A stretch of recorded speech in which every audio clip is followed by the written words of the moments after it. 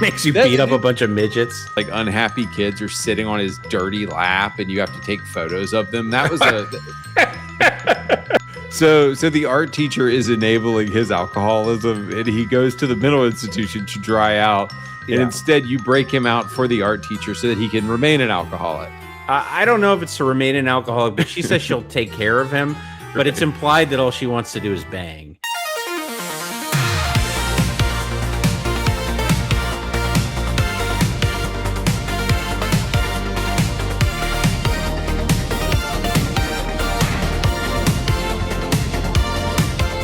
What's going on, boys? This is AndyPants here with Trice on the Save Scum podcast. We're going to be talking about Bully today.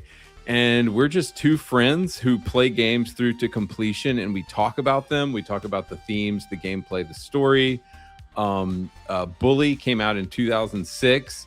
It was famously came out on the 360, the PS2. Came out on the 360 generation, but mostly came out on the PS2 generation prior to it. It was made by Rockstar, but specifically Rockstar Vancouver. Jason, sorry, Trice. I'm gonna keep doing that. I go by both, dude. It's cool. Dude, so thanks for joining me. And just this isn't even on our script, but I wanted to first question I wanted to ask you is, are bullies even bad?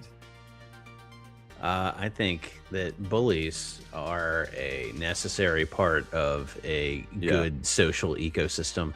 Yeah. I mean, the bullying, obviously, there are limits to this.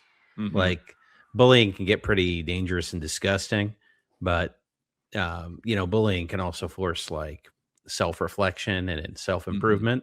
Mm-hmm. So I think the problem with bullying is that it gets a bad rap. Because of the extremes of it, whereas in its most helpful form, it can actually improve everyone. So yeah, dude. So I was thinking of this meme that I saw not long ago. I'm gonna put it up on the screen here that says. And by the way, this bully in Back to the Future, this dude was a real piece of shit because I think he tries to like R his sister or something. This guy was a piece of shit, but the meme says adulthood is realizing the high school bully is the good guy. He served as a bulwark against degenerate antisocial behaviors and enforced morality. It's not a coincidence that society started going downhill when anti-bullying campaigns started being enforced in schools. And dude, I was thinking about it. I'm kind of bullying people with my channel, with AndyPants Gaming.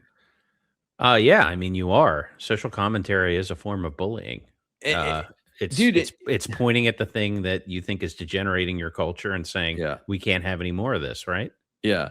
And it's like, and I look back on the times, I mean, everybody had those like meaningless jackass bullies growing up. Like nobody liked the experience of being bullied, but you look back on it and it's like, well, I became stronger. I became better at defending myself, either physically or with my words.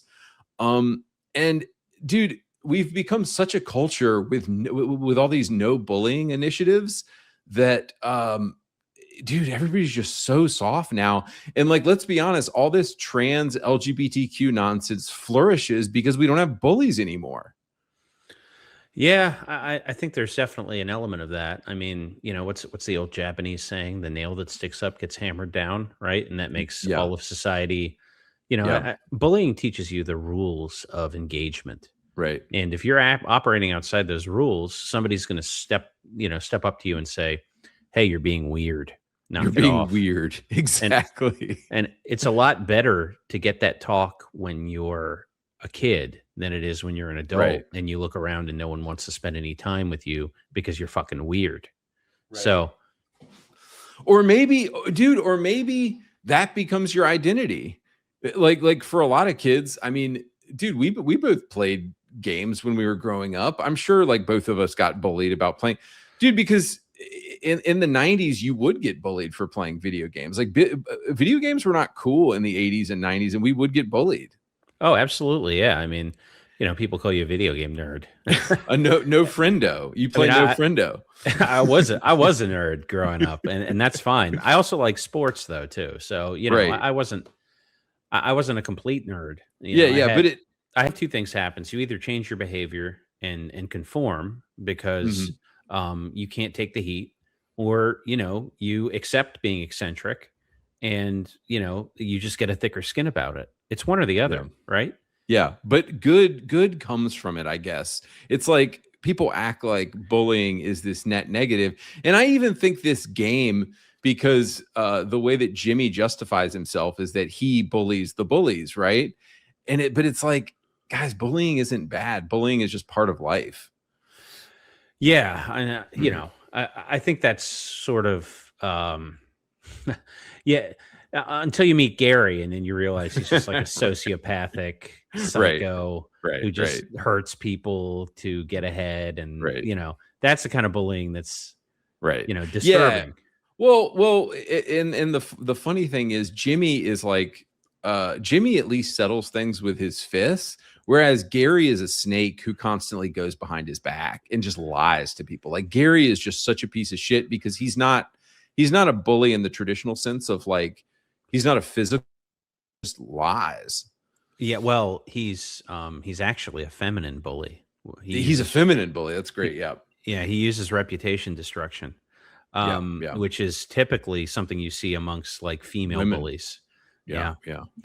So Uh, Gary is funny because Gary is constantly calling people gay in the game, mostly Pete, and right. we'll get to a lot of Yeah, the specific insults he throws at people, but yeah. in the end, he's actually the most feminine of the male characters because Right, you know, he uses passive aggressive right. and reputation destruction to Reputation destruction. Yeah. yeah. Yeah, Gary is like the feminine bully archetype, whereas Jimmy is the masculine bully archetype. Yeah, I mean, he's the guy, he's talking like a valley girl, like, Yeah, I heard she did this or I heard she did yeah, that, yeah, yeah, That's it's not how dudes generally operate, spreading yeah. rumors. Right, exactly. A guy will just punch you in the face and man up and say it to your face, whereas a woman will spread lies behind your back. Um, Typically, I mean, yeah, not I don't want to paint everyone with the same brush, but yeah, I yep, mean that's when you're looking at when you're looking at both categories, all things being equal, that's generally the route women take is reputation destruction. yeah. And something I noticed as I was replaying it again, or just kind of watching YouTube videos replaying it again, was that you actually see one of the first tactics that Gary it's like the second or third cutscene where you see Gary and he's talking to Petey and he's like, "Oh, Petey, it's something like, oh, Petey, you said such and such about Jimmy." And Gary is bringing up that's something that Petey said in private in front of Jimmy. And I immediately thought, oh, okay, the game is kind of laying out what kind of a person Gary is. Gary is someone who lies. He uses people's own words against them. He'll he spreads lies behind your back and he spreads rumors behind your back, and you kind of see it within the first couple seconds of the game, and then that's obviously how the rest of the game plays out with the preppies and the jocks and everybody. Yeah, oh yeah, he's got like he's got like you know what's it called, borderline personality disorder, where he's Yeah, he puts people on the spot, he cuts people off, he's effectively like the whole package for that, along with being a psychopath. yeah, yeah. All right, but so one of the first questions I wanted to ask you, alternate titles for this game. Oh yeah, well, funny you should mention that because the game actually had a different title in Europe. That's right. It's like a Latin. It's so Yeah, weird though. I wonder if that what is it? it's Canis Canum Edit, or Edit, which Yeah. is Latin for dog eat dog world, essentially. Right. The world being in quotes because that's not a direct translation, but apparently, if you get to the subject verb stuff for Latin, Mhm. I did some research on this. That's what they're getting at, and the funny thing is that's actually referenced in later Rockstar games as well. Hmm. So in Red Dead Redemption, it's written on Callaway's revolver, and the English version of the saying is on the Chihuahua hot dogs man in Grand Theft Auto 5. So They were referencing Bully in GTA 5. They might have been. I mean, it does say dog eat dog on the Mhm. on the thing. So I mean, it seems like at least that's a saying that Mhm. Rockstar really likes, and they're all written by Hauser. So Right. And I wonder if that Latin phrase was immediately recognizable to people in Europe. Like I didn't know what it meant. it probably is, and the Mm, reason for that is I think that they still teach. I mean, I good don't bit of know, but Latin. yeah, I think they Yeah. still do classic education in a lot of places in Europe. So Latin is part of it, and then on top of that, there's a lot of Latin root languages that are still spoken in Europe: Right. Spanish, Italian, Right. Portuguese, It's French. probably like carpe diem here. You know, everybody knows what carpe diem means. Seize the day. Right. Yeah. Right? Yeah. So But yeah, your personal alternate titles for the game. yeah, I was thinking, juvie or juvenile delinquent would be good ones. Also, if you want to get like heavy into a deep sort of like meta thought area, you could go with A Little Prince, which is like a throwback to the Machiavelli book, The Prince. Huh. And then, combined with that movie, A Little Princess. I don't know if you ever saw that, about a girl who gets abandoned at a boarding school No. during World War One. I mean, Mm. not intentionally. Her father is just like in a coma. But yeah, and then maybe Jimmy the anti-bully, Right. or Mine or shit heel, because all Yeah. he does is step and shit the whole game. Right. Mine would be mini game the game. There you go. That's a good one actually for this. Because A there's lot of so mini many games. dude.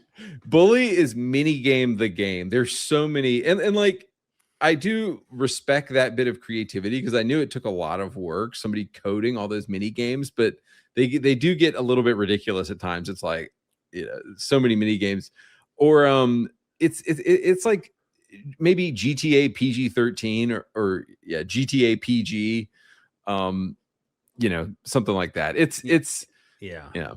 Well, there's a little Guitar Hero in there. There's, and by a little, I mean a very little, because it's just, it's like Parappa the Rapper level of Guitar Hero. And Yeah. then, what else do you have? You have the races, which are whatever. And then you have all the arcade games. And am I missing any? I'm sure you have Yeah, some. dude. Yeah, a mini game in every single class. A mini game. Yeah. Pretty much every mission felt like some kind of a mini game. There's just so many mini games. But dude, do you want to give us like a basic plot and character recap of like who you are, what are you doing? Just for maybe there's people out there who haven't played this game at all. All right. So, basic plot. Bully is about a kid named Jimmy Hopkins, whose terrible mom remarries an old rich guy. They drop Jimmy off at the worst boarding school in New England so they can go have old people sex on some beach in Europe. Jimmy is a career delinquent who's been kicked out of several boarding hang schools. on, I'm going to stop you there. They're gone for they said they were just going for the honeymoon, but they're gone for like a year or like multiple years maybe, because you go through all 4 seasons. Oh, while yeah. they're on this vacation and you're there at the school for 4 seasons. Oh yeah, they don't give a shit about Jimmy. Right. Yeah, so he's been kicked out of like a bunch of boarding schools, and I think he says 7 in the thing. Mm-hmm. And then he meets a kid named Gary when he arrives at Bulworth, which is the school. And together they plan to take over the school. But Gary betrays him by working against him the entire time and by getting him blamed for all their plans. He also spread rumors about Jimmy, implying that he might not be into the ladies, among other claims.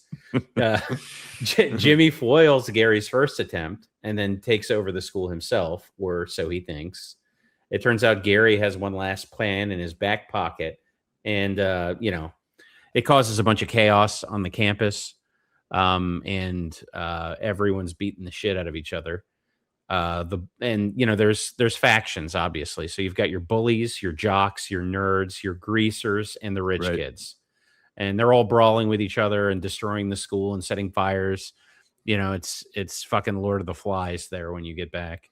And then Jimmy swoops in after enlisting the leader of the bullies, Russell, to help him, and Chloe, who's a townie who had been expelled from Bulworth. And then Jimmy is reinstated as king of the school, and endless summer begins. Yep. That's sort of a quick back pocket version. That's my elevator recap. Yeah.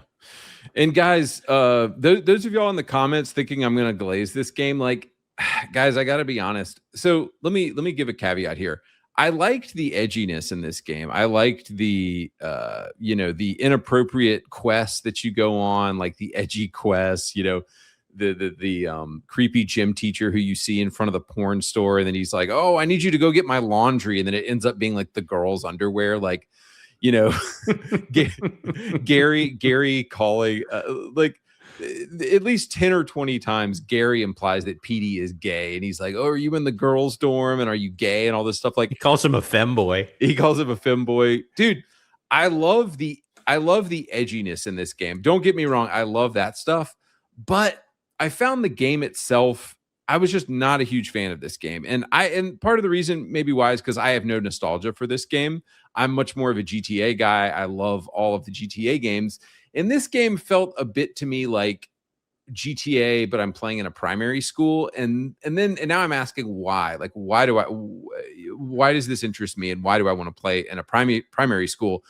But dude, Jason, you do have nostalgia for this game, so I'm curious, how did you like going back to it?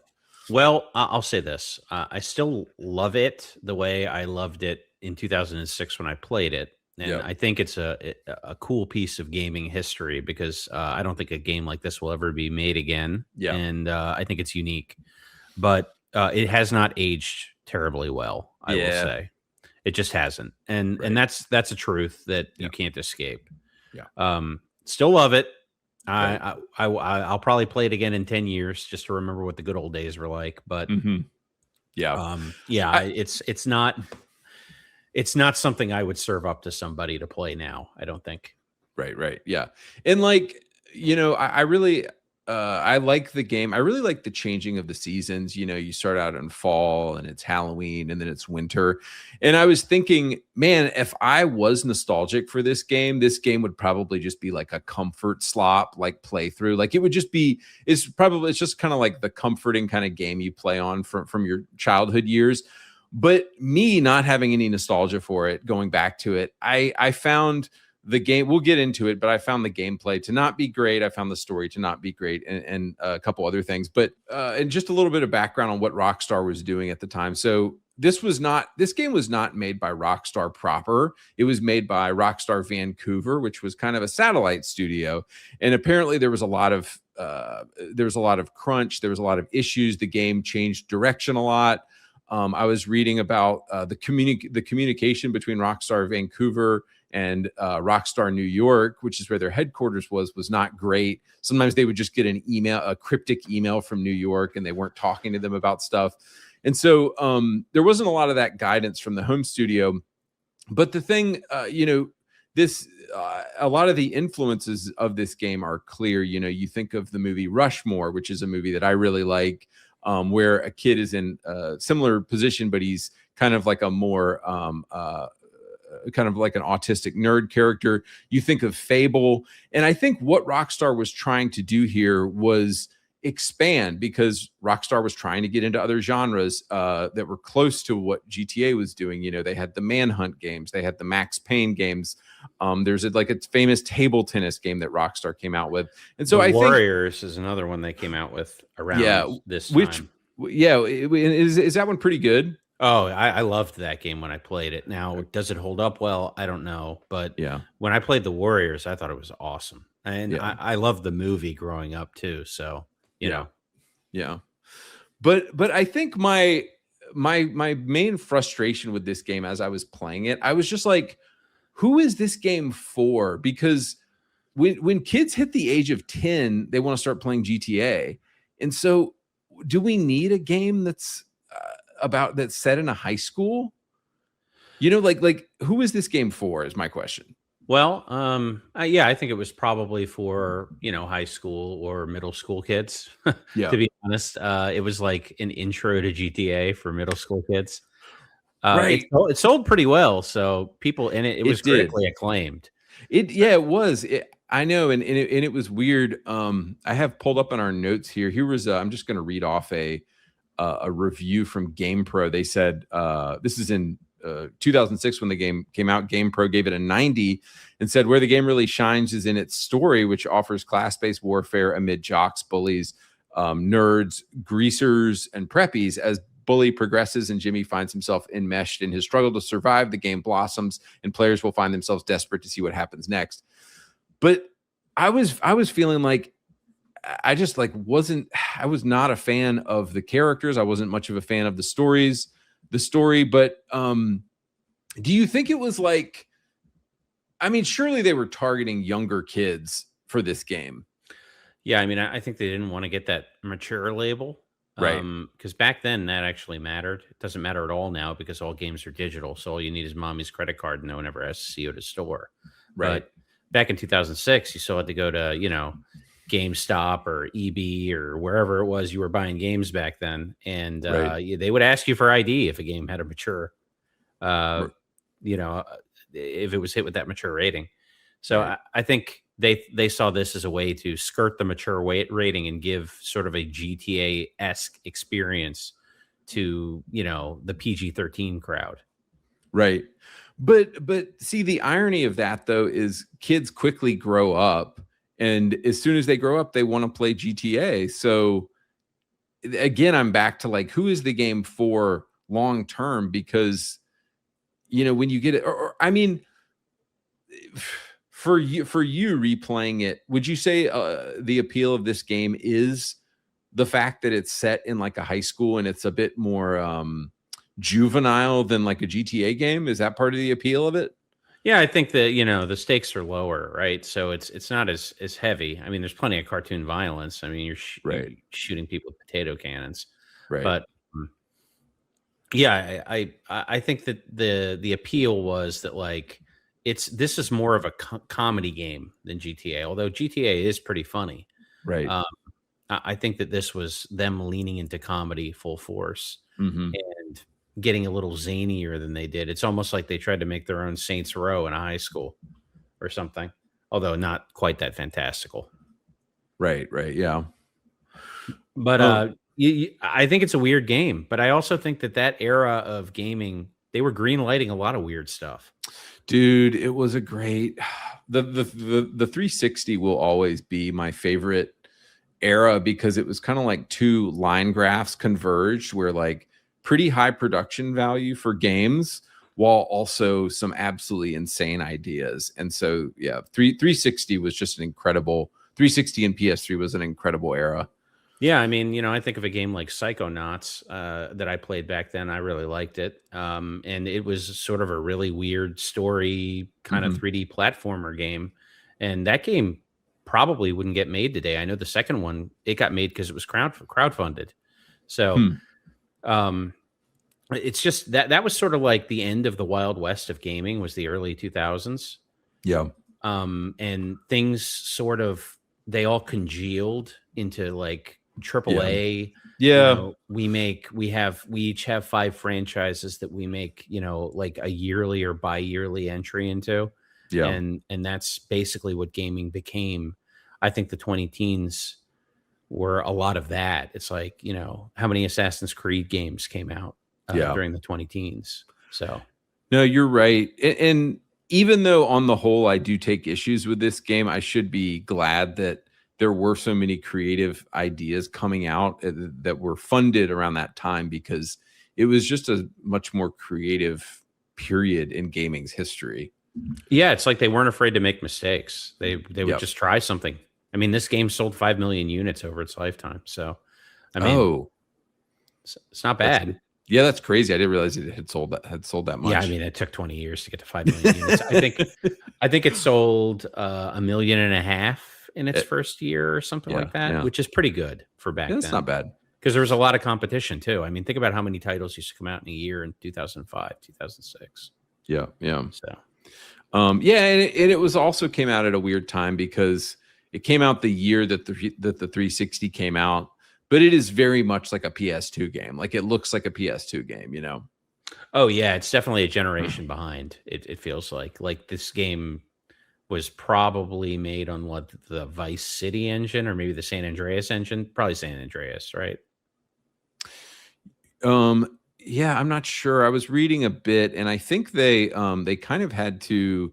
The studio had to build a lot of stuff from the ground up. Apparently, there was the art style was really different earlier. They had to change up the art style. The game sounded like it went through development hell, but the game is actually really well designed considering that it went through development hell. Yeah, I mean, it still works too on modern hardware. I didn't Yeah. have any crashes or anything. I don't know if you did, but I did not. Yeah.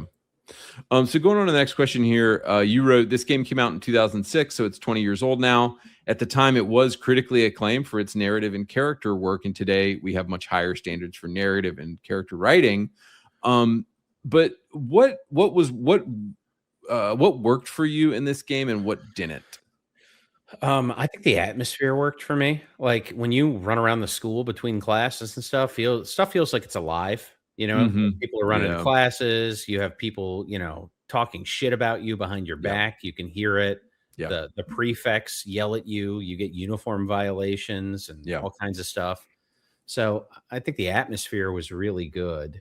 Yeah. Um, It is a very alive feeling game. Like I remember somebody made a rule about like Witcher 3, like the character needs to be you need to be distracted by something every like 30 seconds or something.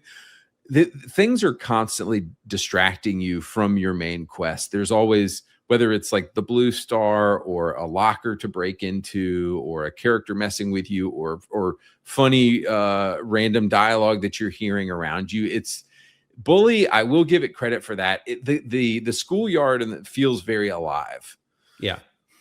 Yeah, they do a good job with most of the areas. I think so my major issue with the pacing of the game comes in chapter 5 in the last area. That's also when the game gets the most ridiculous. Yeah.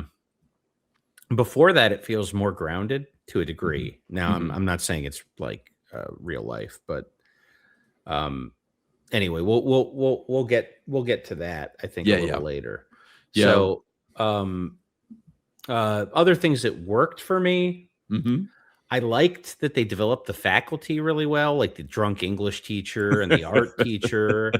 I will say the shifty adults were the funniest thing in this game. Like the Korean War vet who you go through the school bus and he's like, bring me more transistors. And he's like, bring me transistors and I'll teach you new karate moves. Like that guy was hilarious. The drunk Santa Claus, the drunk alcoholic English teacher, the creepy gym teacher, like those were some of the legitimately funny parts of this game. Oh yeah. I think they did the best job of making the staff feel alive. Now they did a terrible job with the other students for the most part. What do you think? What do you mean by that?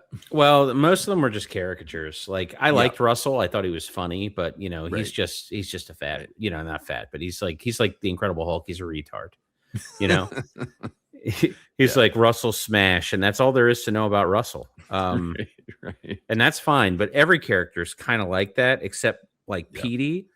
And the problem with Petey is that like his friendship with Jimmy, it never comes to a point where you feel like there's some closure on that. Like they should have developed like a mutual respect or whatever. There should have been like a moment where they're like, yo, we're boys for life or something. Right.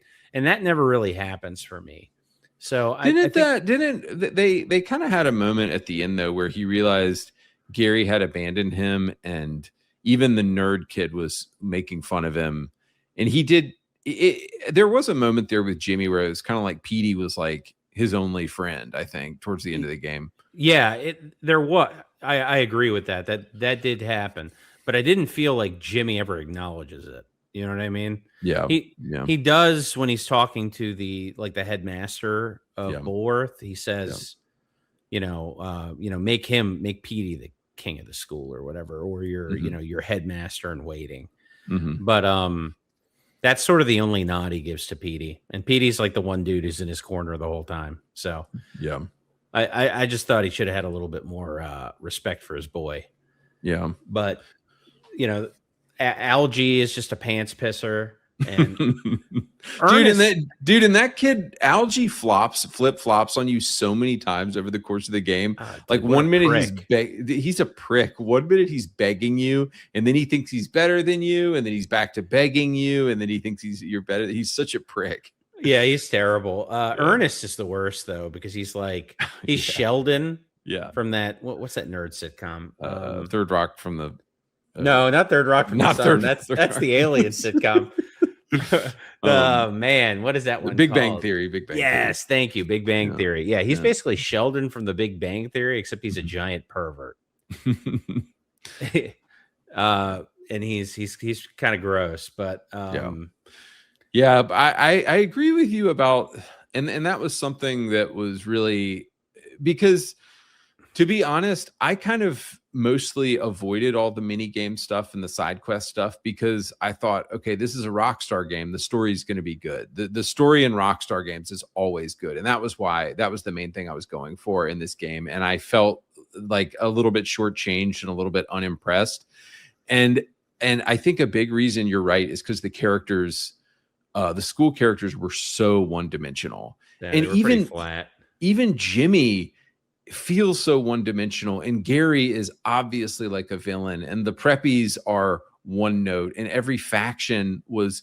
And then I was thinking, well, is that because I was thinking of how the other GTA games did this, and there's a huge cast of characters in this game, and you have such short interactions with each of them.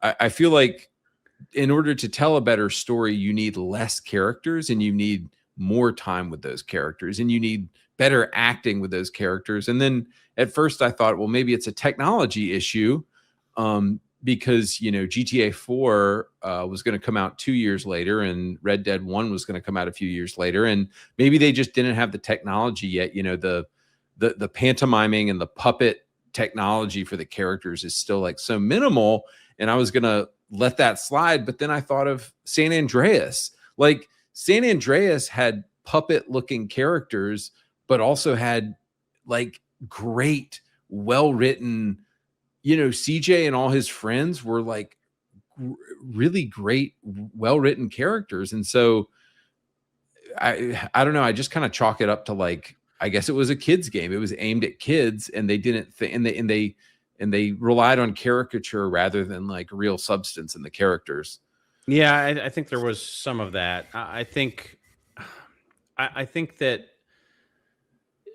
GTA really has these long mission trains where you're dealing with one character, and as you go through those mission trains, you get to learn more about them. So like you have this long thread with each one of these characters. Right. But this game didn't have that. Right. It was generally like, okay, you're dealing with the jocks for like 2 missions, and then you're dealing with the whatever for 2 missions. And that's sort of as far as it goes. And then, something happens, then you got to do it all again, but you never get beyond surface level with any of the characters. And there's so many of them. Yeah. I mean, every character in this game is voiced, which is insane. Yeah. They brought all these people in to do like 2 lines. Yeah. It's crazy. And you have this relationship thing, and this faction thing, but the faction numbers, they don't mean anything, and they don't make any sense. Yeah. And there's like you get you get like plus 10 to this or that, and it doesn't, there's nowhere to check it. It doesn't make any sense. It's weird. I feel like this game was unfinished, and they just slapped the ending on it. Yeah. Let's that's a great. Let's go on to question number 3 here. I'm just going to ask it for you. Did the gameplay complement the story, and did you find yourself enjoying the gameplay? And because the thing I wanted to talk about that you were just talking about was the thing about every GTA game. And I remember Rockstar saying this when they first started putting out GTA. They created these games, these open world games, and they had a story that they wanted characters to go through. But what they realized was people were not playing the story. People were fighting the cops. Yeah. And that was one of those genius kind of groundbreaking things about GTA that changed video game history forever, was the idea of the stuff that you're doing that is not related to the main quest is more fun than the main quest itself. And I don't think Bully had that. And, you know, Yeah, I remember. I can't remember which GTA it was, but I remember stealing a cab and just doing cab fares for like hours one day. Just for why? fun. Okay. So you just thought it was fun. Yeah, I thought it was stupid. I'm like, why is this even in the game? And then I started having fun with it, and I was enjoying it, so I just kept doing it. Yeah, but so I think I've heard that called when you go off the main quest and you just start kind of fucking around in a game and having fun. I've heard it called emergent gameplay, and you have to have a game. You have to have a game that has systems that can allow that. And Bully just wasn't sophisticated enough to have those systems. Like, okay, the prefix kind of follow you around. They're a bit like the cops in GTA, right?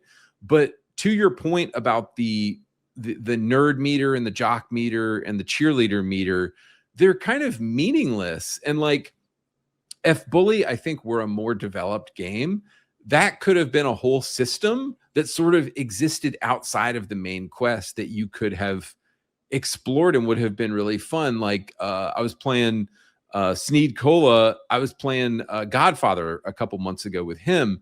And the cool thing about the Godfather game, did you ever play that? No, I don't think so. I don't think I ever played the Godfather game. Yeah, but anyway, the cool thing about Godfather was outside of the main quest, you would just take over buildings and build up your mafia empire. Yeah. And that happened completely outside of the main quest. And it ended up being so much more fun to me than the main quest that I wouldn't even do the main quest. I would just go do the mafia stuff where you basically take over businesses, and you take over a whole portion of the map, and you start making money off of those businesses. And it was like they put things outside of the main quest that were really fun to do. And yeah, I feel like Bully didn't have that. Yeah, it's kind of like I don't. Did you ever play like Shadow of War or Shadow of Mordor?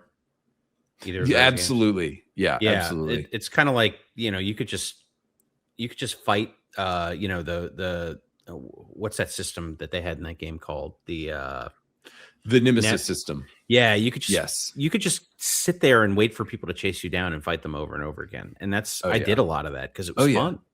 Yeah. And there were forts to take over, and they'd get retaken, and you go back and take them over again. And I'm finding that there's some of that in Crimson Desert, which is, a game I've been playing when I have a chance recently. And I love that game.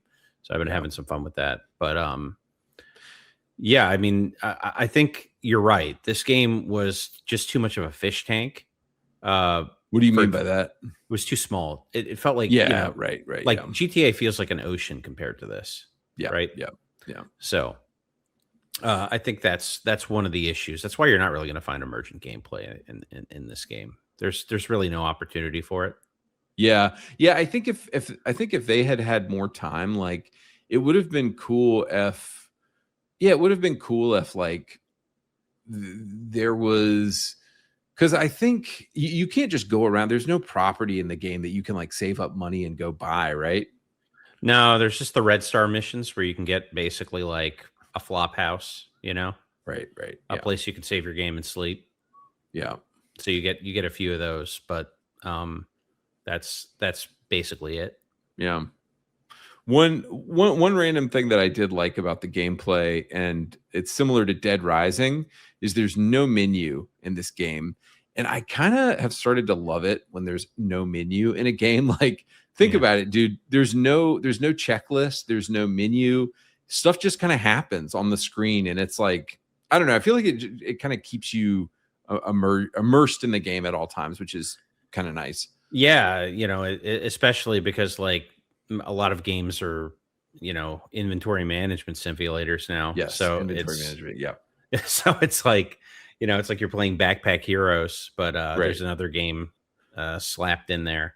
Right. It's definitely like they kept the game very focused. I don't know if that was by design or if it's because, like you said, the game was in development hell And in order to salvage it, they had to basically say, hey, what can we save here? What's good? Rip out everything that's bad, and then let's get a focused product on the shelf. Right. Is there any way to see how many chocolates or flowers you have? I don't know. I don't think there is, because dude, every time I would go to the convenience store, I would buy a ton of chocolates and flowers so I could, smooch all the ladies, of course.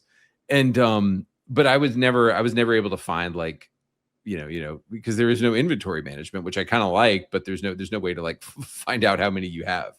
Well, the prize for finishing art class 5 is that you never have to give chocolates or flowers again. You could just smooch when you want them, man. That was the one mini game that I did enjoy, was just smooching all the ladies. Like, you can just walk up to any dude and like Did you ever get them to fight each other? No. Oh yeah, if one of them if one of them is near while you do it with another one, they will start bitch fighting in the middle of the school. Fighting over you. Yeah, it depends on which girl is watching. Like one the nerd girl, she just runs away screaming at like the fastest speed you've ever seen. But if it's the redhead, she'll grab the other girl by the hair and start beating the crap out of her. Dude, that redhead was hot. If I was in high school, I would want her to be I would want her. What was her? She had a name. I don't remember. I could pull it up and look it up. This game had so many small, awesome details. Like, I think every girl you've kissed shows up as a poster on your wall in your dorm room, if I'm not mistaken. Yeah, except her, because she's not part of a faction, so she doesn't show up. Okay. Yeah, I think she's unaffiliated. Yeah, which is interesting. Yeah. Did any mini games stand out to you as being particularly fun? I like the races. I thought they were fun.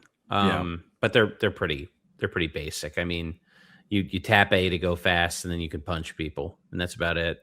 I enjoyed the Paperboy job, because it just reminded me of playing Paperboy on Nintendo as a kid. So, and I thought that was kind of fun. But you do it once or twice, and you're like, maybe this is tedious now. Yeah. Out of the like arcade games, I liked the flying and shooting one, and I thought Consumo was funny. Like, the name is funny. You're just a sumo wrestler who eats and gets fatter and fatter.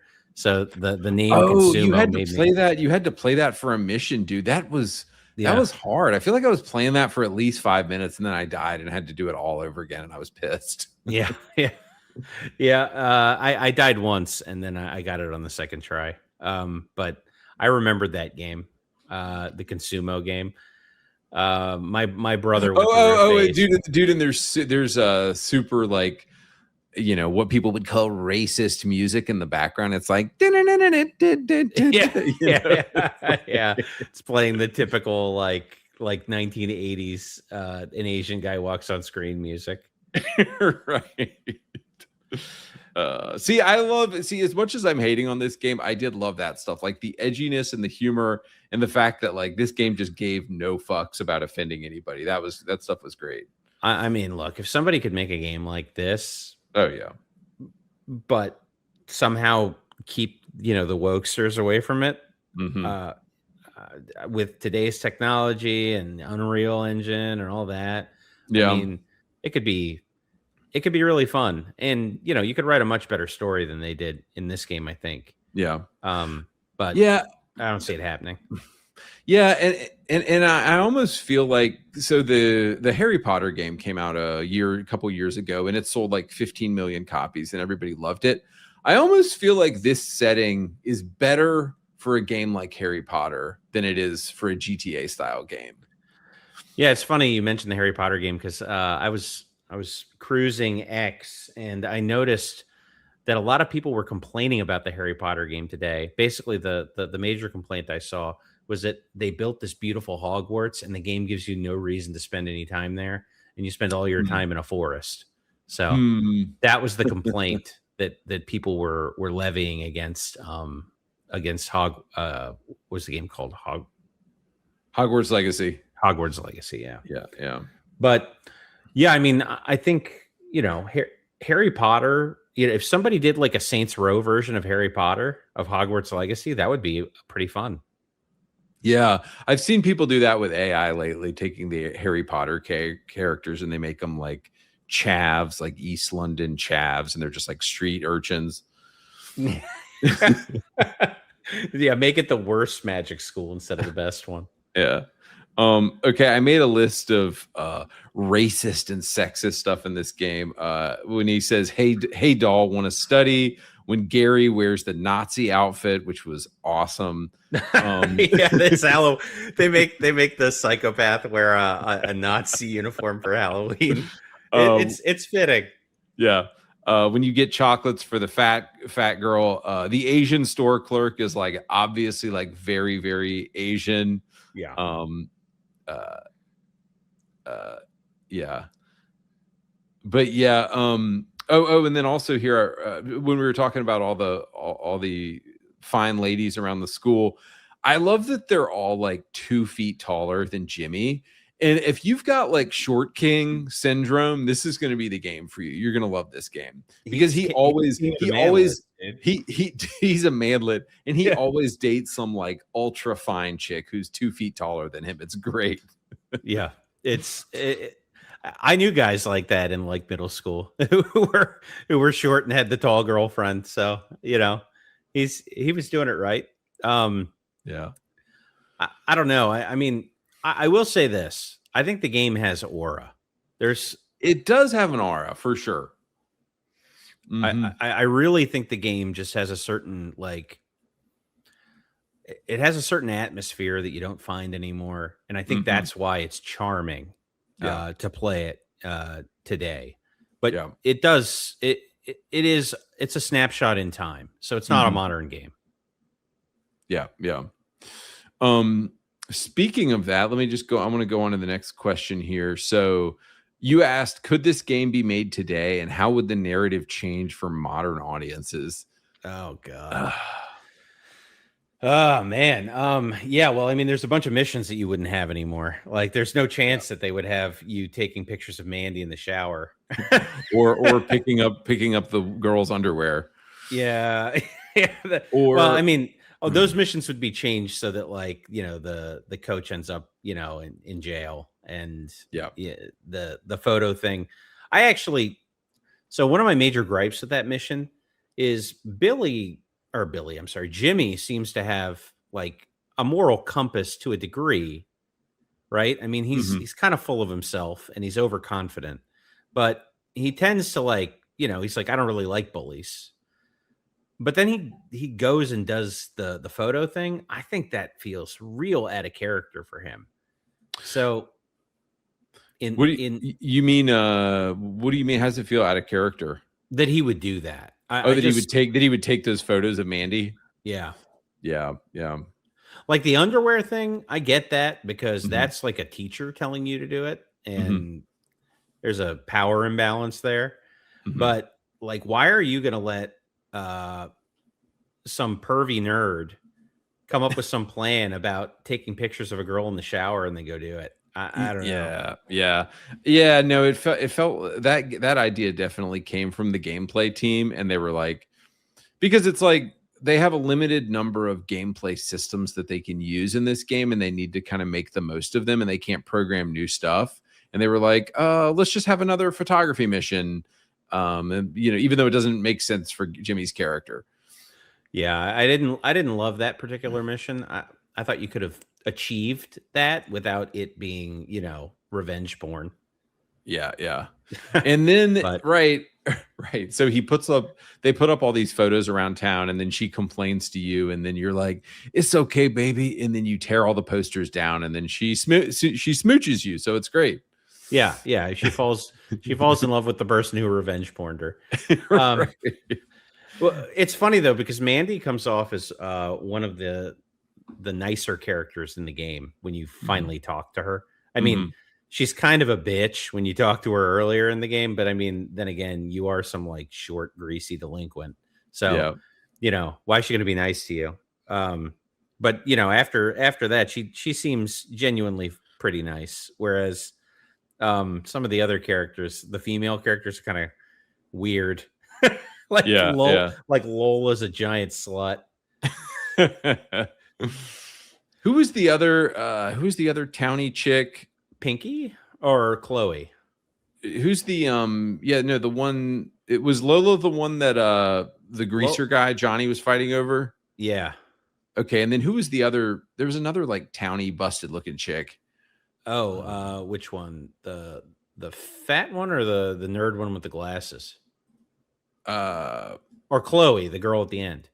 Yeah, I'm thinking of Chloe. Yeah. The one who got kicked out of Bullworth. She's like the goth girlfriend, she's not really goth. She's like a Hot Topic girl. She's got the strap up leather boots and some of the right. She looks shops at Hot Topic in 2006.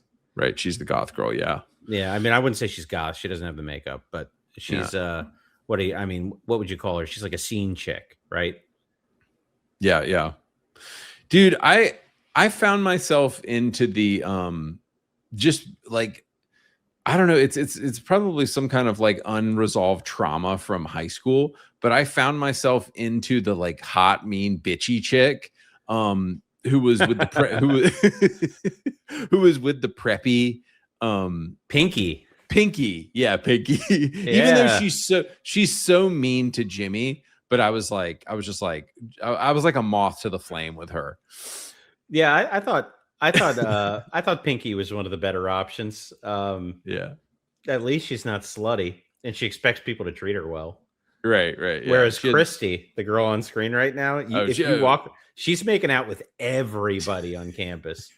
She is the village bike, dude. Yeah, she's just down to clown. Absolutely down to clown. Yeah.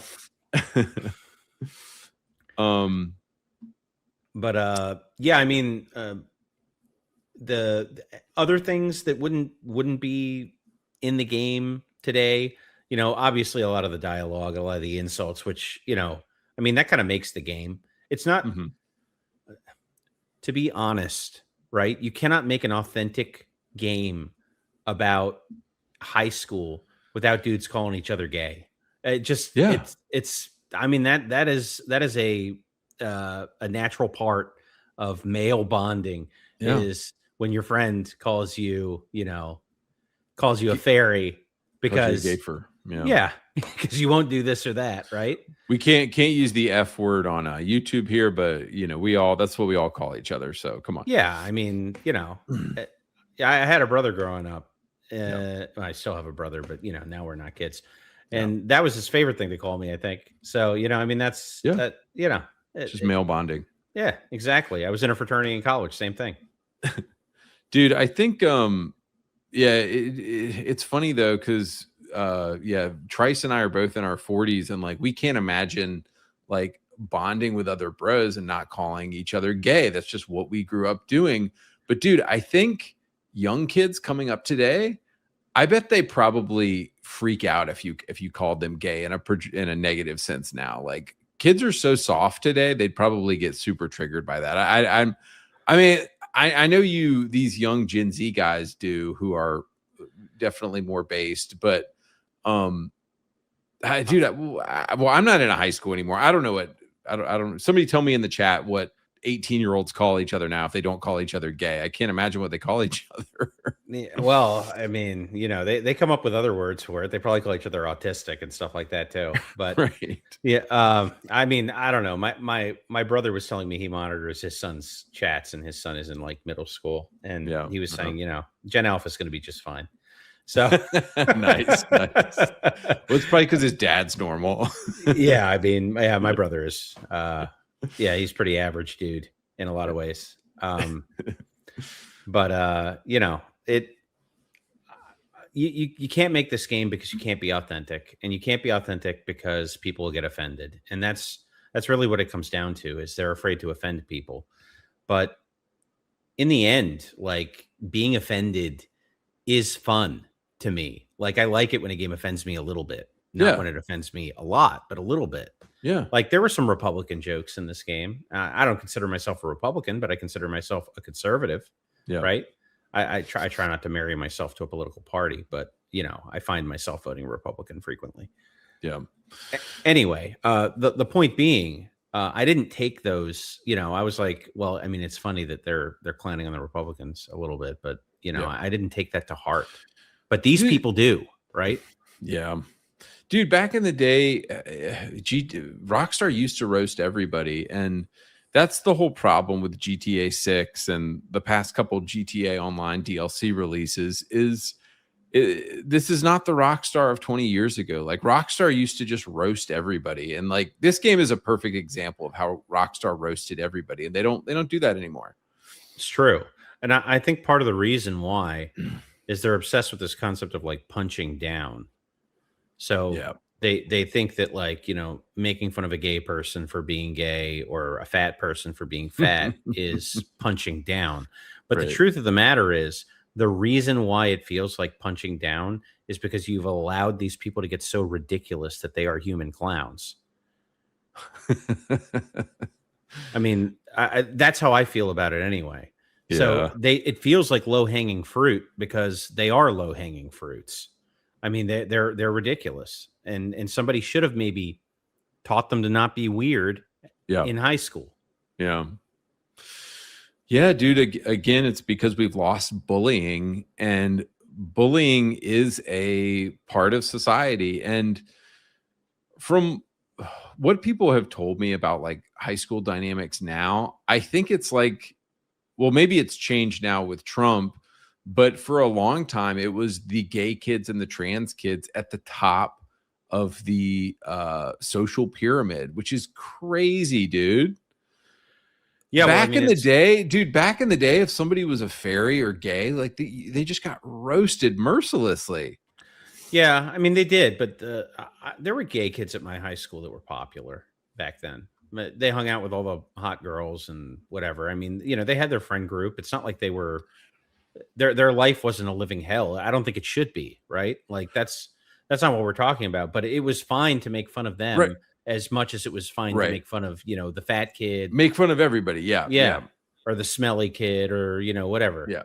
So everybody got made fun of. Yeah. Yeah. I mean, that's just how it was. But now they're a protected class. If you say one thing to them, you might get expelled. And then all of a sudden you're getting your GED from your parents' couch. Yeah. Yeah. So, dude, I was thinking more about what would this game be like if it were modern, and if it was set in a school and it was a modern game like this, it would honestly just be the most boring.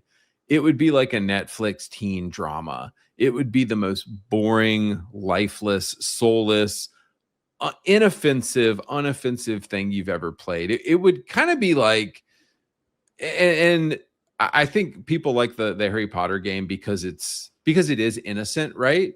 And some people just like escaping into that Hogwarts Legacy game because it's a very innocent Harry Potter game. It's a cozy game. It's right. It's a cozy game. Yeah. Bully would be a lot more like that if it came out today.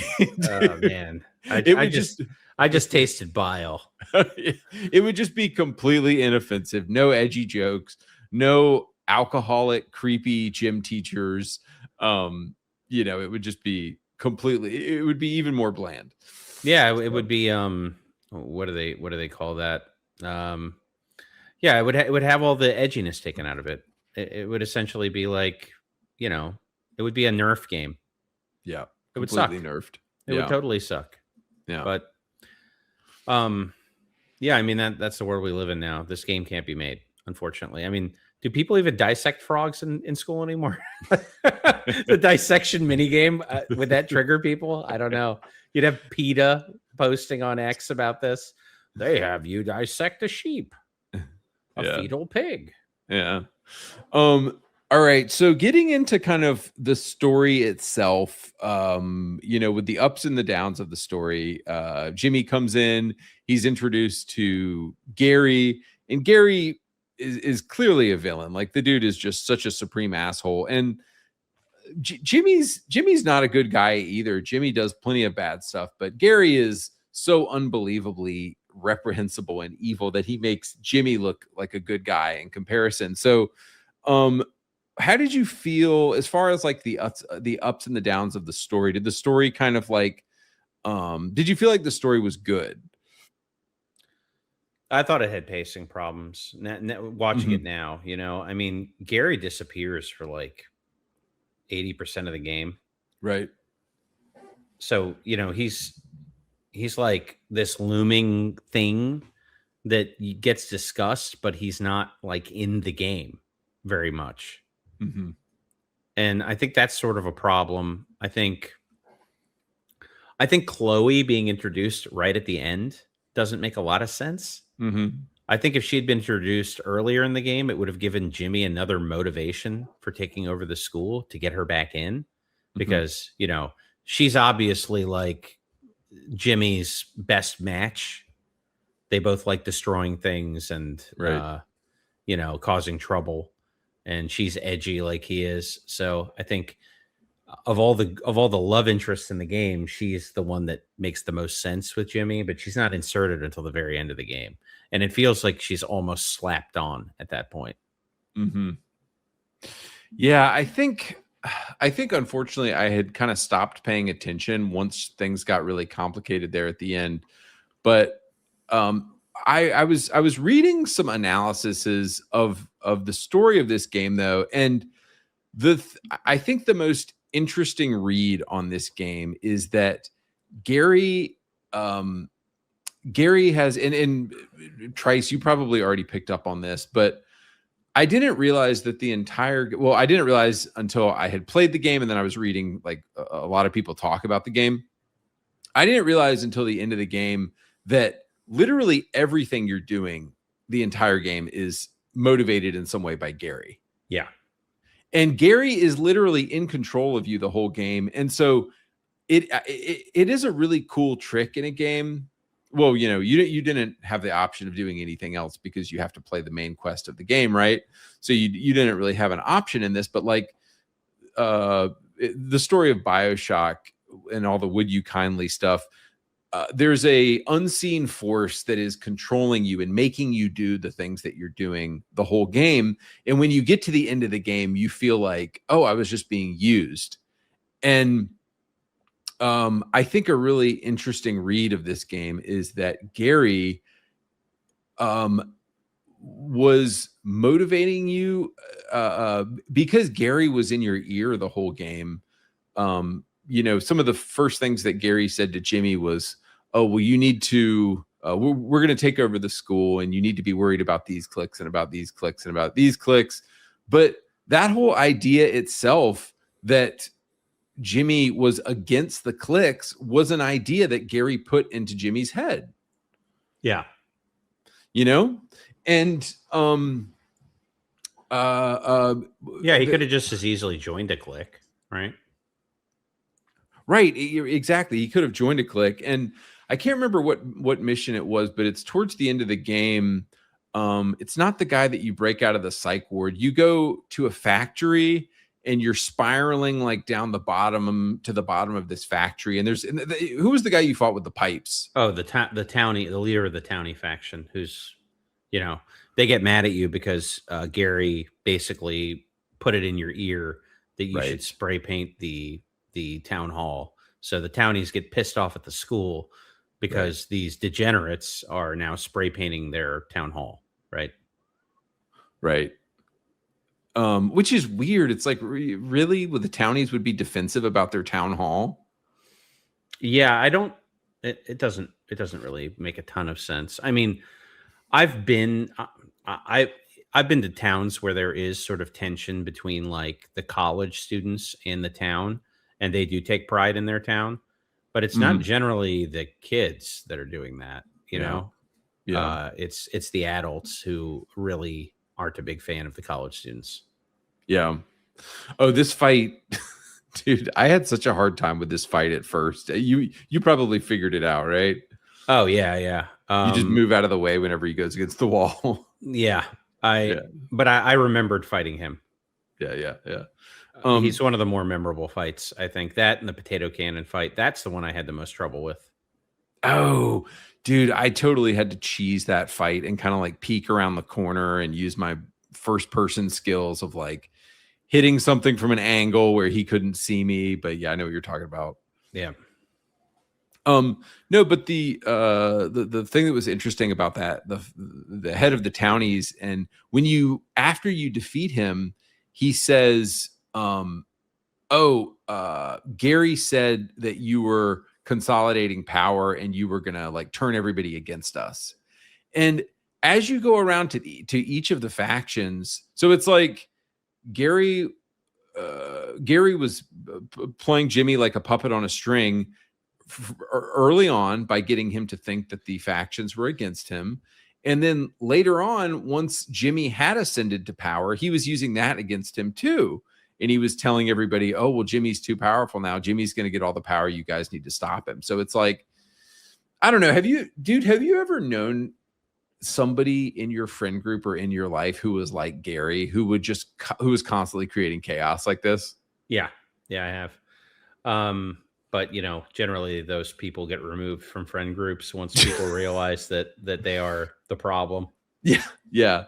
It's like, and the thing about people like that, like Gary, is they'll notice that you have some kind of like either a weakness or a motivation or even some kind of a social power, and they will like very cleverly use it against you and twist it somehow always.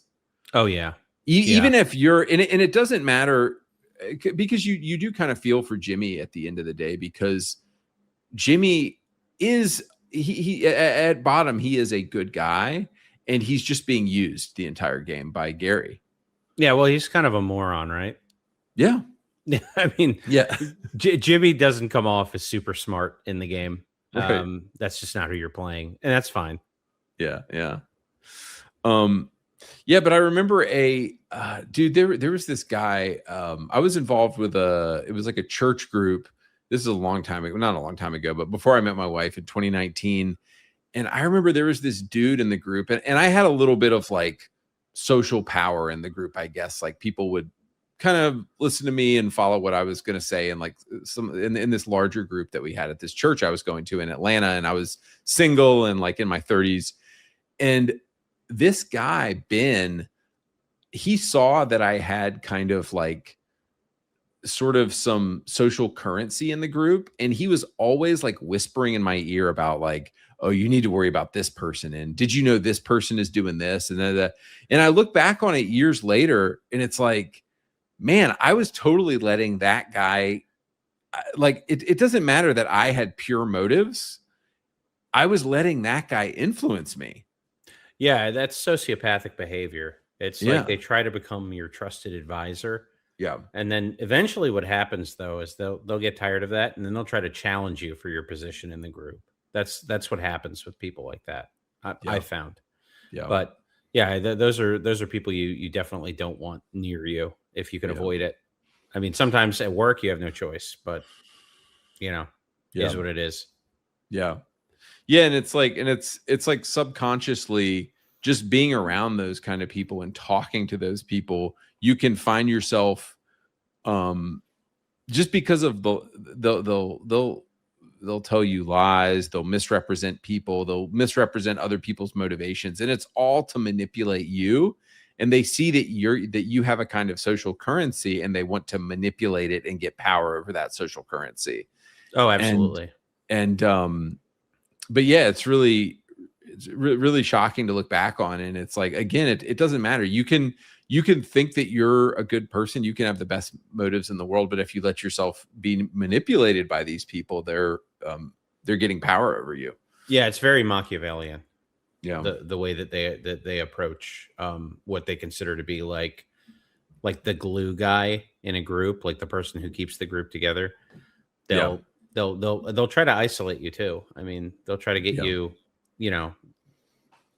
I'm the one to trust. I'm your best friend. They'll love bomb you. right. Or like bomb you, I guess, if it's hopefully hopefully they're not making gay overtures, but whatever. Right, but they're picking up on that you have you have a social currency in the group that they do not have, and they're thinking, oh, how can I manipulate this person to do what I want? Absolutely. Yeah. It's kind of like sucking up to the teacher. Oh, what was it like? Uh, Lord of the Rings. What is it? Worm tongue, all that. Yeah. Yeah, kind of like that, where you take this beloved lord and you start whispering in his ear. You become the advisor, and you lead him down a terrible path. It's kind of like that, right? Yeah. Yep. So jumping back to the story though, did you feel like so you mentioned you felt like the story had pacing issues. You felt like Gary gets revealed as the villain too early, which I think you're right, dude. And I know that the whole problem of the game is it's a bit one-dimensional. And it's definitely a bit of a kid's game, but that Gary reveal would have been so much sweeter if you actually thought he was your homie. Yeah. I think that the time for the Gary reveal was after you thought you were king of the school, right? Not before. Yeah. I think they shot their load too early with that one. But that's my opinion. I think that comes better at like the end of the second act than at the end of the first act, which is where they did that. Yeah. But I mean, like I said, it's not a perfect game, but yeah, I don't hate the game either. I genuinely love this game. I want everyone to know that, but it's a nostalgic love. It's not a I would recommend this to current players love. So I don't want people to call me out for hating on this game. I do not hate it. I love it, but it is a little aged. Yeah.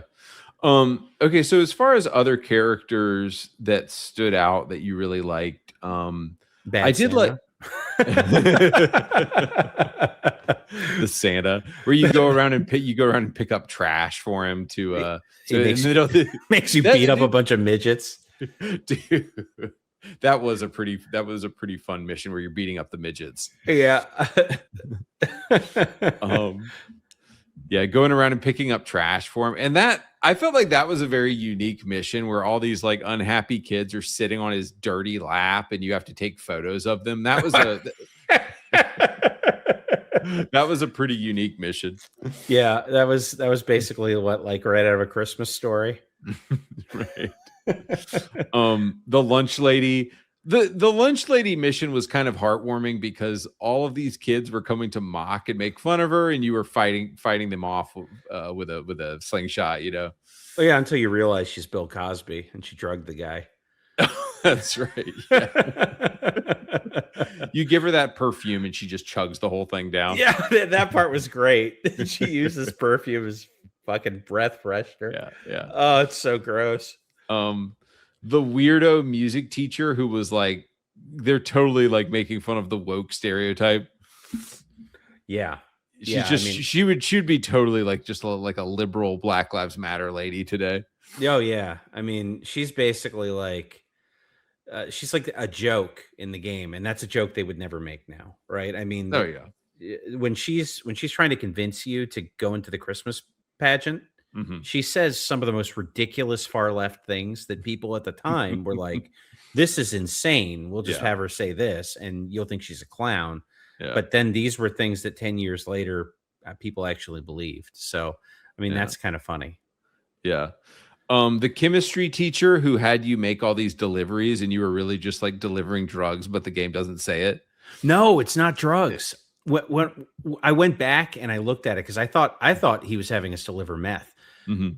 But if you notice, everyone you delivered a package to was bald. It's hair regrowth cream. They show you what's in the box for like a brief second. Okay. It's hair restoration cream. That's pretty good. Yeah, but I thought it was meth like the whole mission. Yeah, because he makes you go to a trailer to get it. Okay, yeah.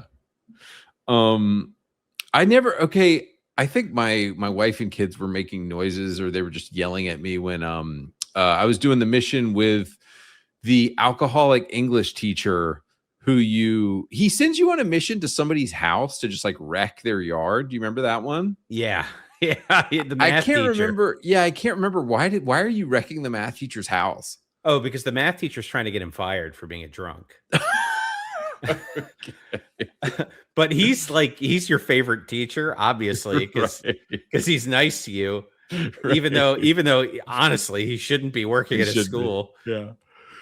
But you find out later the math teacher is selling test answers to kids at the school so that they can pass his class, and you get him fired for that instead of the drunk who's also banging the art teacher. Oh, well, when did you find out he was banging the art teacher? They go on that date, remember, and all that, and she's the one that gets you to get him out of the mental institution. Oh, wait, no, you got Johnny out of the mental institution. No, you get him out of the mental institution first. He goes in there himself to dry out. Okay. So the first mental institution mission is to get the English teacher out of there because he's going in there to detox, and the art teacher's like, no, get him out of there. He shouldn't be in there. He's too perfect. So not only do you help him destroy some guy's house, but then you also insert yourself in his attempt to get past alcoholism and then put him in his enabler's hands. The whole thing is ridiculous. I mean, it's a really fucked up mission chain. It's funny though. It made me laugh a lot. So the art teacher is enabling his alcoholism, and he goes to the mental institution to dry out. And instead, you break him out for the art teacher so that he can remain an alcoholic.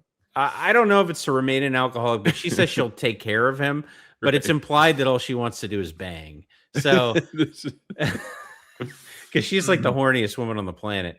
I can't remember who this is. I can't remember if it's the secretary or the art teacher, but one of the two of them makes out with the homeless guy who teaches you karate moves. Do you remember that? No, I don't. You talk about the Korean war vet? Yeah. The first time you see him, the first time you do a mission for him, he's standing out in front of the bus and some woman runs over and makes out with him. It's the weirdest thing.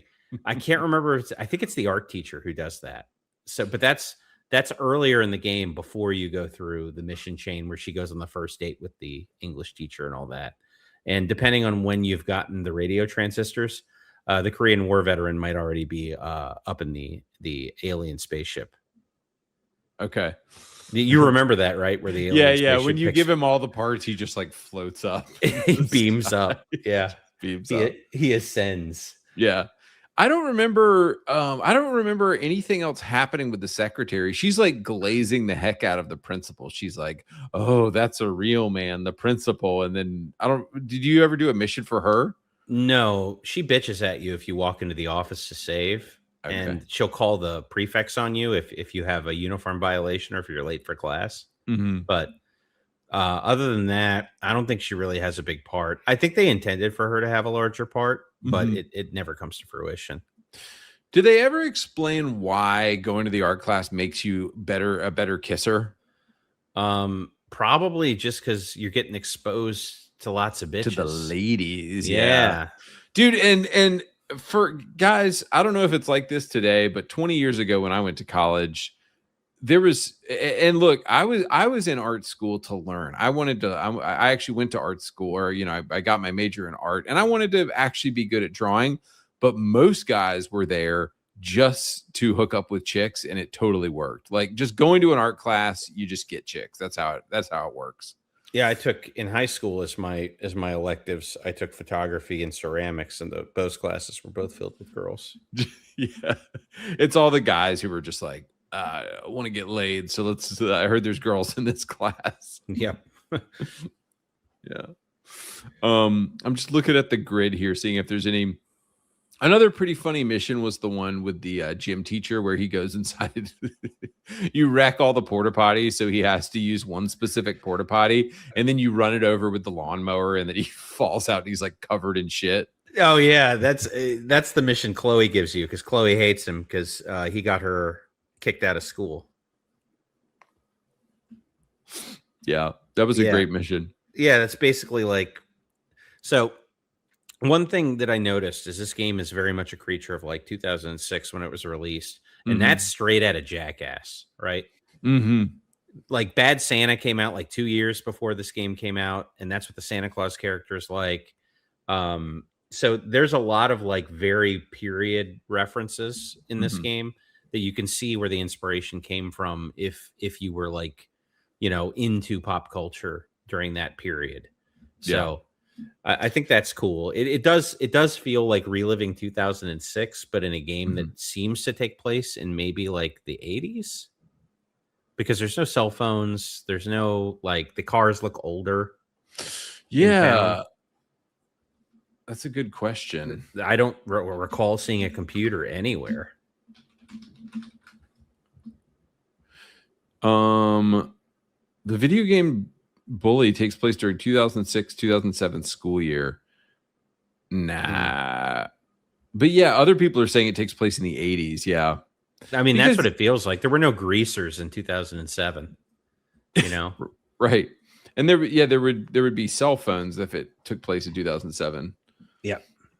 Yeah, I mean, by 2007, everybody, that was deep in social media and texting time already. So Facebook was already big. So yeah, I would argue this was definitely not taking place then. I mean, other references that were obvious were like Revenge of the Nerds. A lot of the like the nerd jock war. Which like, dude, that's and that comes straight out of like Revenge of the Nerds, which was, when did that come out? The 80s, the 70s? Yeah, I think it came out in the early 80s. Revenge of the Nerds. That whole dichotomy of like the jocks and the nerds and the preps, that probably felt a little bit old in 2006 because it was sort of. It was very, like, very John Hughes, right? right. Yeah, very John Hughes 80s movie.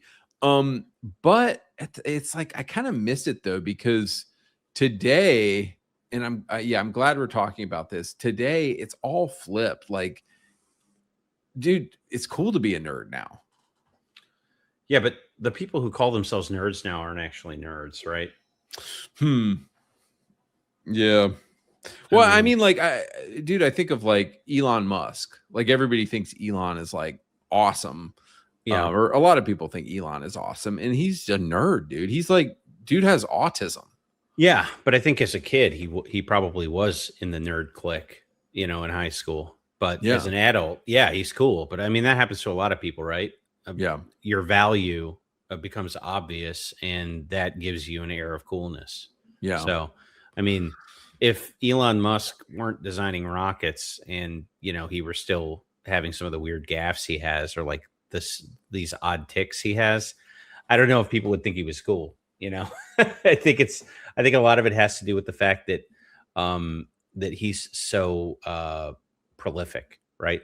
Yeah. So yeah, but I mean, like, and a lot of people have pointed this out, that this whole group of like, oh, the really smart kids not being cool anymore. It's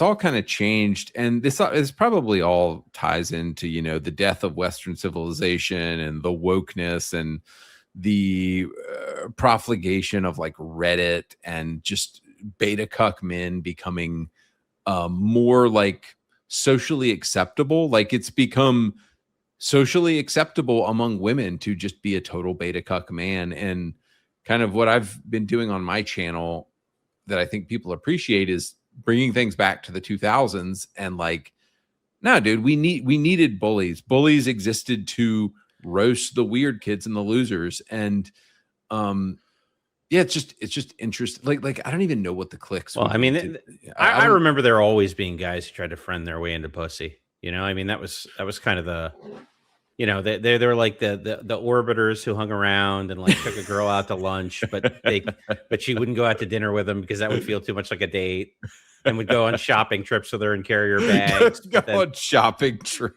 Yeah, I mean, I remember dudes like that, even in college. In high school, the cucks. Yeah, in high school, it was. We didn't really have these divisions at my high school.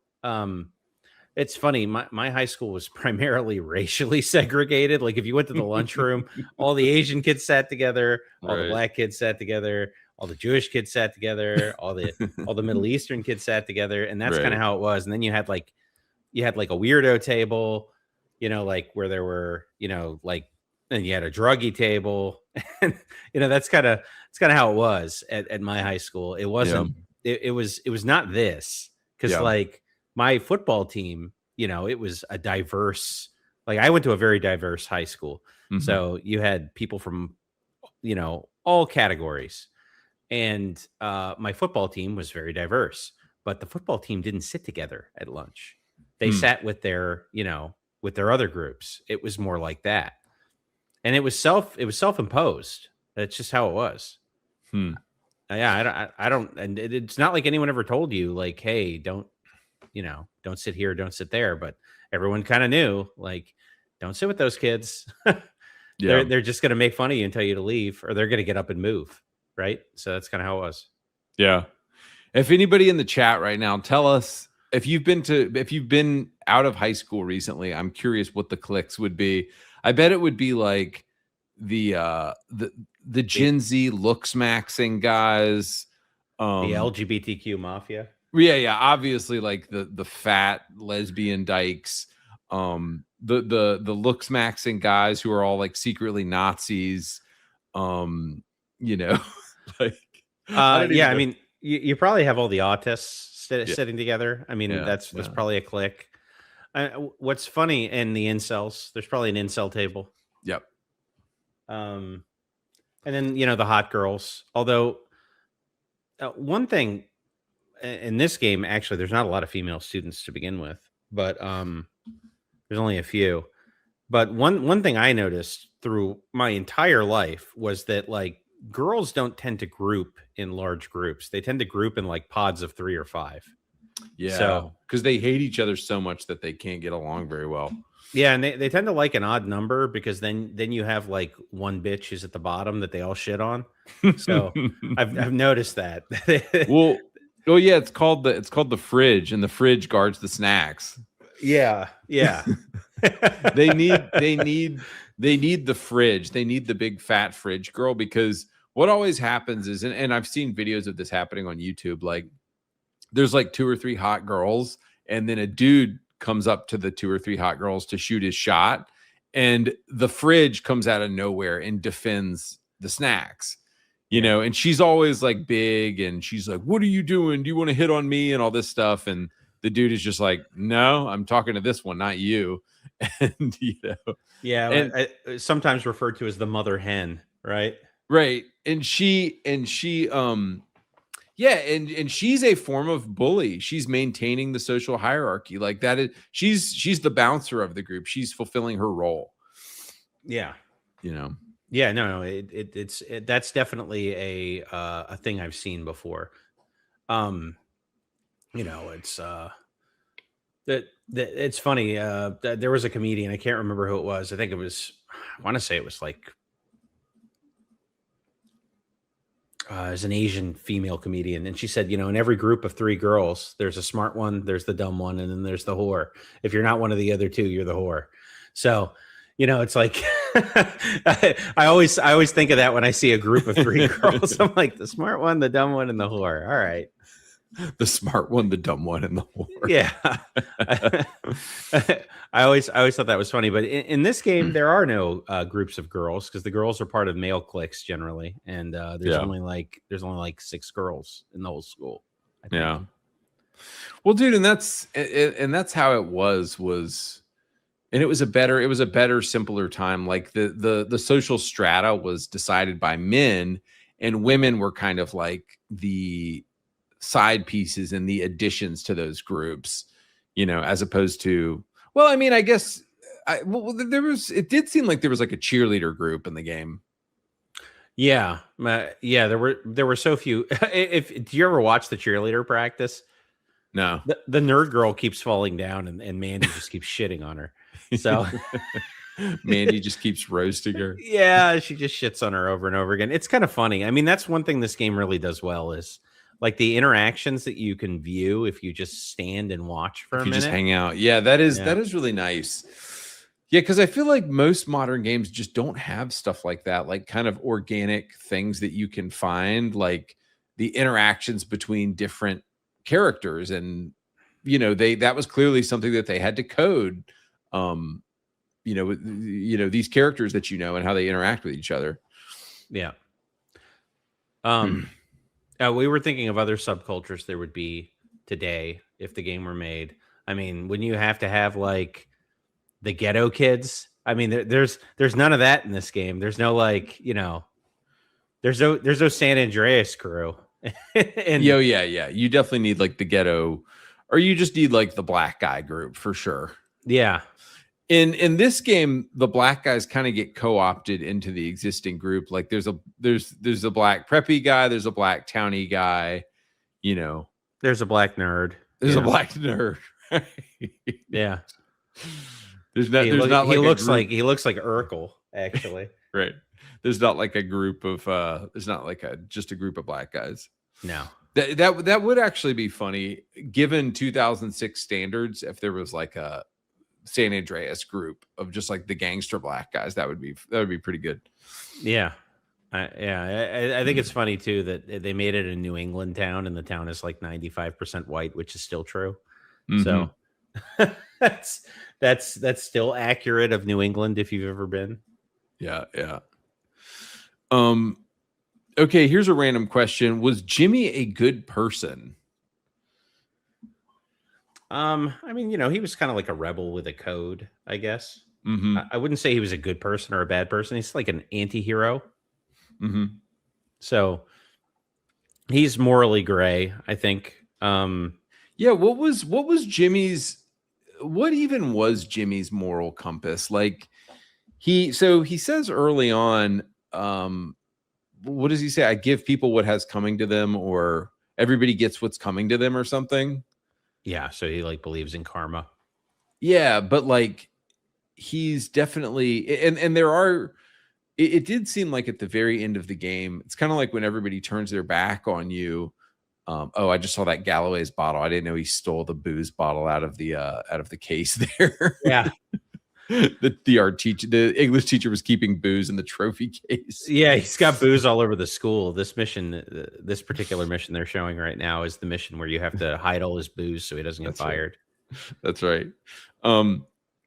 Yeah, but I guess at the very end of the game, there was kind of a cool moment where like Jimmy did kind of have his ride or die folks who were faithful to him, like the big what's his name? The big Hulk guy. What's his name? Russell was faithful to Jimmy, and not Lola, but the other chick, Chloe. Chloe was faithful to him. And so at the very end of the game, he kind of brings together the people who are faithful to him. And and there are moments of genuine kindness where he's kind to the lunch lady, and he's pretty kind to the people who are like truly at the bottom. And so you could argue that Jimmy's moral system says that he kind of goes after cliques which have power, like the preppies and the townies and all these different groups. He attacks those groups head on, while he is nice to sort of the odd people out and the people on the bottom of the social strata.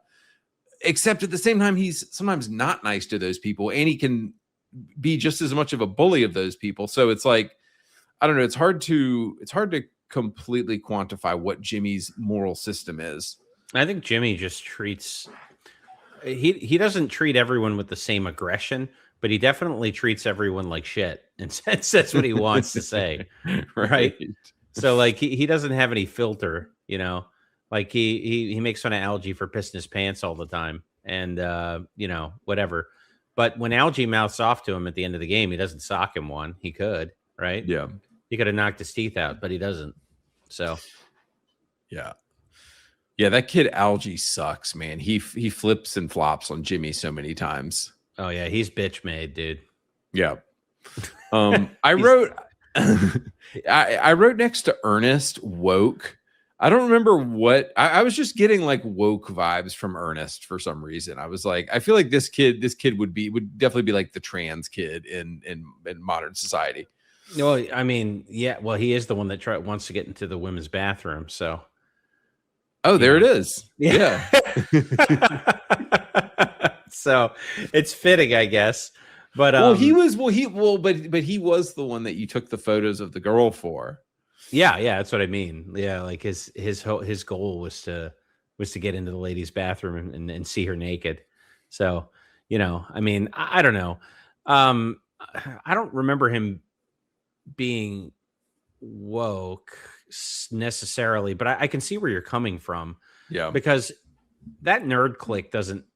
I mean, that never existed at my high school growing up. This was always something I heard of but never saw. I mean, like we had geeky kids who were into like Star Wars and shit when I was growing up. Dungeons and Dragons, yeah. Yeah, because people forget that like Star Wars in the wasn't 90s. Cool. Yeah, it wasn't a cool thing to be into.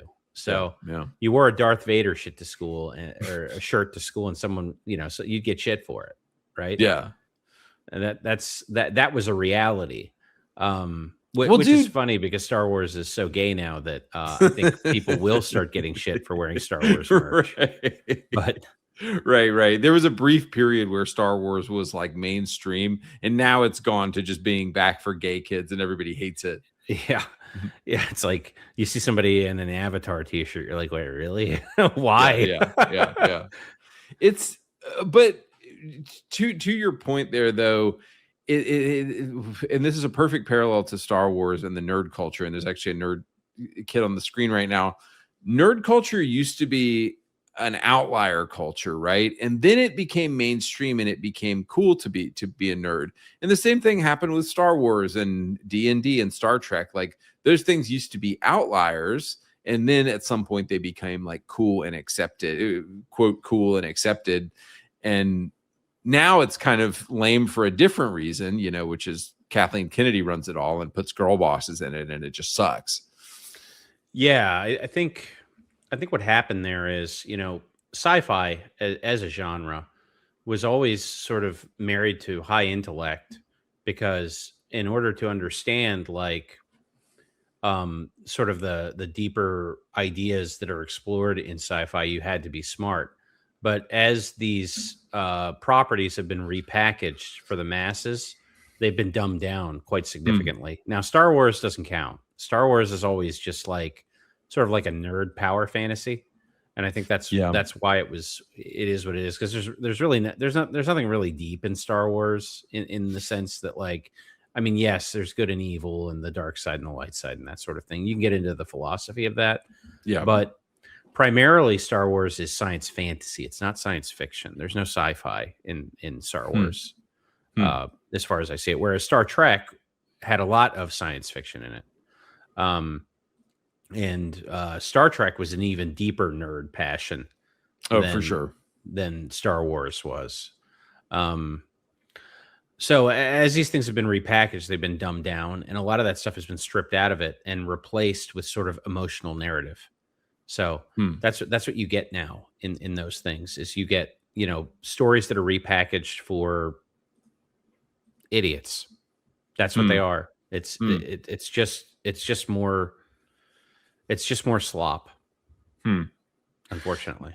Yeah, and to me Star Wars was always pretty mainstream because it sort of took the cowboy, it sort of took the Western and combined it with our fascination with space, and it was always very like populist and mainstream, and like I guess maybe it wasn't cool for our generation that was coming up to like it, but I feel like there's always been like, I feel like a lot of people have like Star Wars. Star Wars had its moment, right? Yeah. At the end of the 70s and the beginning of the 80s, but by the late 80s and early 90s, being into it was weird because there hadn't been another movie for a really long time. Right. And all the only media that was exploring it were novels and comic books. So that means that you were into reading Star Wars books or comic books and comic books were not a cool thing either back then. Yeah. Like, and no, like manga is read at a crazy rate now, but back then, if you had a comic book, people thought you were a dork, which is fine. Yeah. But and I read comics, I did all that stuff, but yeah, I mean, all of it's been co-opted now, and I think part of the reason why it's been co-opted is because it's true that a lot of smart people were into that stuff. And as people saw that smart people were into it, they were like, well, I'll give it a chance when the new thing comes out because I want to be near the smart people. Because we started to put a premium on intellect in this country after the tech boom in the late 90s. Right. Yeah. Became cool to be a tech bro and do something with tech and yeah. So I mean, part of the costume, if you want to get into tech, is liking Star Wars and liking Star Trek, liking nerd and stuff. playing D&D. Yeah, and I mean it's happened with everything. It's happened with video games. Like video guys, you younger guys in the chat, believe it or not, video games were not a cool thing to do in the 80s and 90s, and now everybody freaking plays some kind of video game now. Yeah, it was kind of social suicide to tell girls who played video games. Oh yeah, no. Yeah. No, I mean still to this day, like whenever these stupid statistics get quoted of people saying that 50% of gamers are women, I'm like, guys, you're smoking, you're fucking high. That's not true. That's never been true. Women do not play video games. The way they get to that statistic is they count basically any woman who ever installed Candy Crush on their phone. They count them as a gamer. That's how they get that's how they get that misleading statistic. They've made my mother-in-law into a gamer. Right, your mother-in-law is a hardcore gamer now. Yep. Bubble Witch got her on the list. But yeah, no, dude. And look, I wish, when I was meeting, trying to find my wife, I wish 50% of women were gamers. It's just not true at all, dude. It's just such a lie. Men are still primarily gamers, and I feel like the stigma is pretty much gone. It's just kind of like, for women, it's like, well, you're on your stupid Instagram and TikTok. I'm over here playing video games. Like, what's the difference? It doesn't really matter. Yeah, well, my wife is a gamer. She plays a fair amount of games. But she's younger than I am, and she's 7 years younger than me, so she's still a millennial. But yeah, she's at the tail end of the millennial generation as compared to me.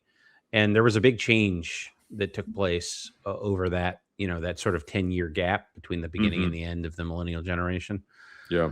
And the people towards the end of it were a lot more accepting of all of this stuff, but they're also bigger consumers than the front end of the millennial generation. They are the Funko Pop lovers and all that stuff. So they're the people. They're the people who want to collect every steel book. Which is fine if that's your thing. But I mean, that is sort of like a consumption collecting passion. And they are the ultimate consumers, the end of that generation. They're the Harry Potter generation. I was too old when Harry Potter came out. I never read the books. I saw the movies, but I was already in college when I heard of Harry Potter. I wasn't going to read, a high school, I was going to read an elementary school wizard book when I was in high school. I had no interest in it. Yeah. I'm like reading the Count of Monte Cristo then.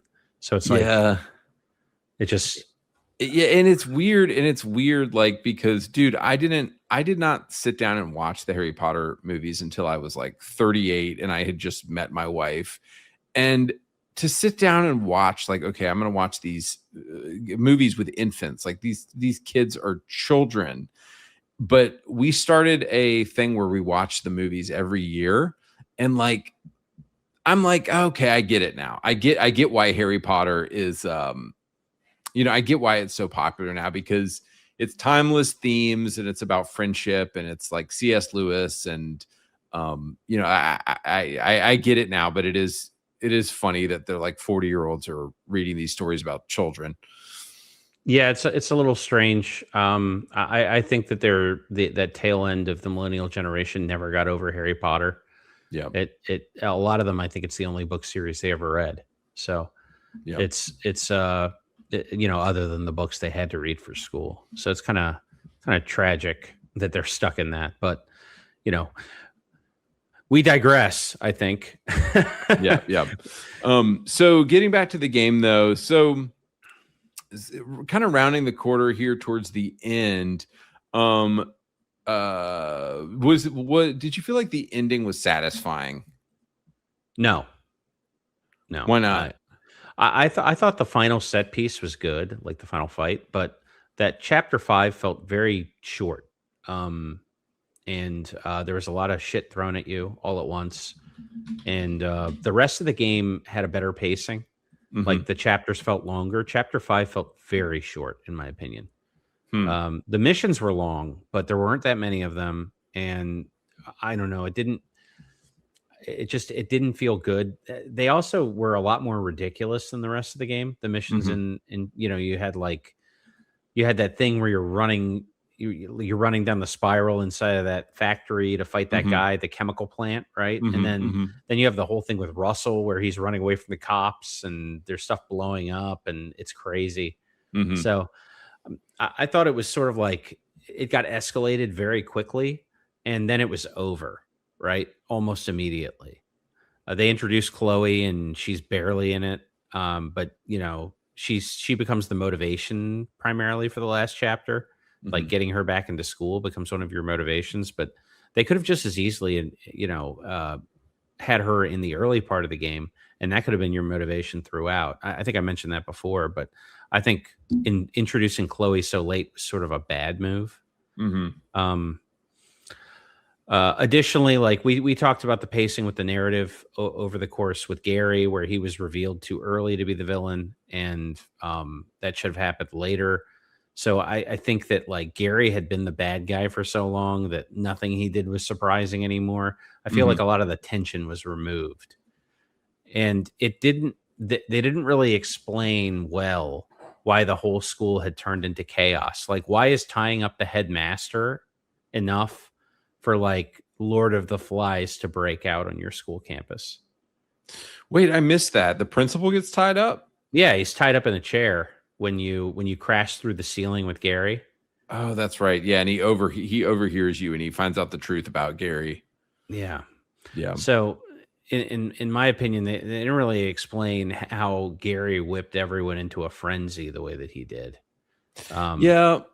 I think you when you're fighting that kid with the pipe and he says, he says some lie that Gary told him about how the implication, I guess, is that it all kind of happens off camera. And so I guess chapter 5 starts with the him spray painting the town hall, and it's kind of like the pride goeth before the fall moment for Jimmy, where he's like, hey, everybody's on his side. And we didn't even talk about the football mission, man. I love that football team mission. That was one of the funnest missions. Oh, that was really fun. Yeah. Where you put on the mascot suit and then you're just going around like trolling the football team. Yeah, it's pretty great.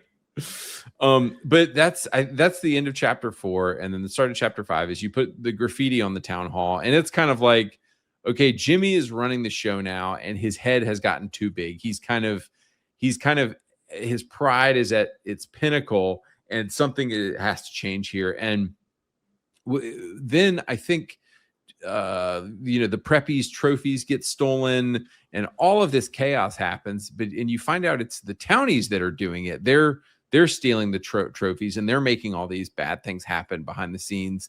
And then of course, you find out that Gary's behind it all. And from that conversation he has with the kid he fights with the pipe, I guess the implication is that it all happens off screen.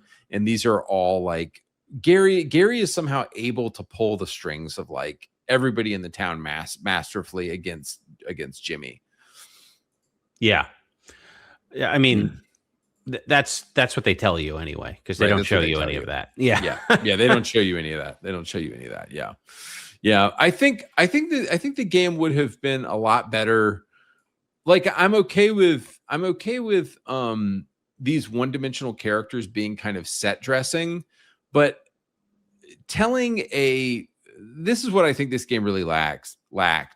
Telling a good core story with believable character motivations and characters that I care about. Because Jimmy is so dumb and sort of one-dimensional that it's hard to really like empathize with him or like him very much. And then Gary is so over the top evil that you kind of see everything he's doing coming from a mile away. Like, okay, he's obviously the bad guy. And it's like, I wish there had just maybe been less relationships and more of a focus on just a couple characters and kind of how those characters progress through the story of the game. I wish the main story of the game had involved fewer characters. Yeah, I mean, I think that with the limited time that the campaign had, like, because if you just play the story mission straight through, you can finish the game pretty fast. Yeah, I think I beat it in like 12 hours. Yeah. Yeah. See, I think I put in like 20 some because I did it. I think you could do everything in the game in 25 hours, probably, if you were efficient about it. Because I did all the collectibles too. Oh, dude, you got all the rubber bands? Yeah. Well, I mean, once you get I forget what unlocks it, but once you do certain things in the game, they show up on your mini map. So they're easy to find. You just have to run around and get them. Jeez. So did you 100% the game? No. Okay. No, there were certain things I didn't do. I can't remember. I think I didn't do the last car race. I think there are some achievements I think you have to reach in order to 100% the game that I didn't do. Like, I think one of them is ride a skateboard for a really long time, and I hate the skateboard. I think it sucks. Dude, I was so dumb. I never did the shop classes, so I was rocking the skateboard for most of the game. Oh no, dude. The shop classes are like integral because that last bike you get is so good. Yeah. Well, I would pretty quickly find a kid on a bike, and then I would take him out and steal his bike, or I would do the skitchin where you hang on to the back of a car. Oh, that's pretty cool. Yeah. Yeah. And it did seem like the car was, I don't know if this was by design, but the car was usually going to the mission that you were headed to. Usually. Yeah. I also did like every blue mission that came across my path. So yeah. I did all the jobs, like the money making jobs, the lawn mowing and the paper route. Trying to think. It's just kid simulator. It's just like teenager simulator would be another game for the word for this game. Yeah, and they could have done a lot more with this. I mean, I think there was a lot that they could have been expanded upon. Like if they had done a DLC for this, it would have been great. I would have loved it. But at the time, now it's like, well, obviously we've talked about some of the issues with the game, but overall, I think as a time capsule in 2006, I think it's a pretty awesome game. I still love it. But yeah, I mean, it has its problems. Yeah. Is there anything else? I was just looking over your notes here. You just had a random list of any other random trivia or Easter eggs that you said here, if you fill out the yearbook, you get the black ninja costume. Wait, how do you fill out the yearbook? You got to take pictures of everybody. Everybody in the game? Yeah, I did that too. Yeah. So you were working for the yearbook club. Yeah. You have to take one picture of everybody in the school. Some of the pictures get unlocked just by milestones in the game. So like Gary's picture is impossible to get until you've beaten the game. So you can't get the black ninja uniform until you've beaten the game, which kind of sucks. Okay. Yeah. Which is unfortunate. One of the greasers is gay. Vance. If you compliment him, you will then get the option to give him flowers. And if you give him flowers, you then get the option to go further if you'd prefer. I did not go that far. I saw the flowers and I stopped and Googled it. Wait, you're saying Jimmy can kiss another dude? Yeah, Vance. Dude, Vance. wokeness. Is Bully woke? I don't know. They put one random gay greaser in the game. I mean, if you were going to hide somewhere, I don't know if that's woke or not, but Yeah, it is an option. I guess it's hidden too. So yeah, you like the game never tells you can do that. So yeah. I don't know. But if you're around people, you can hear them talking shit about Jimmy and other students in the school, which is funny. Um, uh, if after you get the math teacher fired, if you haven't finished the math class, he's still the teacher in the math class. So I guess they did program in a substitute, which is funny. Oh, that's funny. So even after he's fired, he still shows up. Yeah, he's still there teaching math class. Good. Yeah, that's good. Yeah, I'm just looking. My favorite like blue mission in the game is the homeless guy who runs up to you and asks you to find his pills in the garbage. I thought that one was pretty funny. I've always wanted to find pills for a homeless guy in the garbage, so it gave I got to live that fantasy. Yeah, I do remember a couple missions where you had to knock over garbage cans, like looking for something at the trash cans. Yeah. But I mean, I'm sure there's much more. Like if I sat down and played this game for another 10 hours and 100%ed it or whatever it would take, I'm sure I would stumble across other fun stuff like that. I mean, there's rats everywhere. You can kill them with your slingshot if you want to. The one of my favorite missions is when they release the rats into the library and you're shooting rats like fish in a barrel. I just thought it was funny. It's not tough to hit them. It's just funny. Yeah. I'm just looking over your notes here. Catcher in the Rye, the Warriors. Yeah. So you don't feel like Petey was. Petey was kind of always there, and you really start to feel bad for him because Gary really just roasts the crap out of him. But I guess he doesn't really. I mean, he is kind of there for you through thick and thin. He is. I think Petey needed like a hero moment in the game. He doesn't really get that. I mean, it's more just he's consistently there. So I felt like I don't know the friendship between Petey and Jimmy needed to be solidified by some sort of like seminal moment, and it didn't happen. He was fine. I just think the narrative misses some beats that could have made it a stronger narrative, and that's one of them. I also think like getting to know, like if you're gonna have like the relationship stuff, like it sort of did with the girls, it would be nicer if there was a little more interaction there and maybe some missions to run to get them to like you other than just one. You know what I mean? Like, oh yeah, dude. Like, there should have been like a mission chain and dates and stuff like that. I think that. 100%. Like, I loved the mission with Pinky where you're walking around holding her hand and you're doing all these, and you were winning tickets for her. Yep, that was a great mission.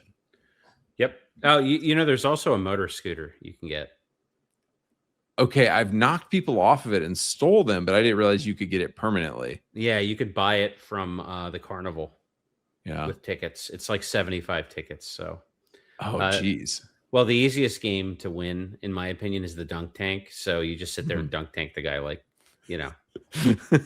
12 times or something, 15 times, however many it takes to get to 75. What is the point of getting all the rubber bands? It's just a collectible? No, you get something for it. I can't remember. It's a cosmetic. I can't remember what it unlocks, but you do get something for it. Oh no, you get the rubber band ball. It's a weapon. Oh, yeah, that's right. The rubber band ball is actually a pretty cool weapon. You throw it and it bounces around and knocks into everybody. But the problem is, that's really hard to achieve before the end of the game, so you never really get to use it. Yeah. And that's a problem with like a lot of the content in this game. Is that in order to unlock some of this stuff, you have to have already completed the game.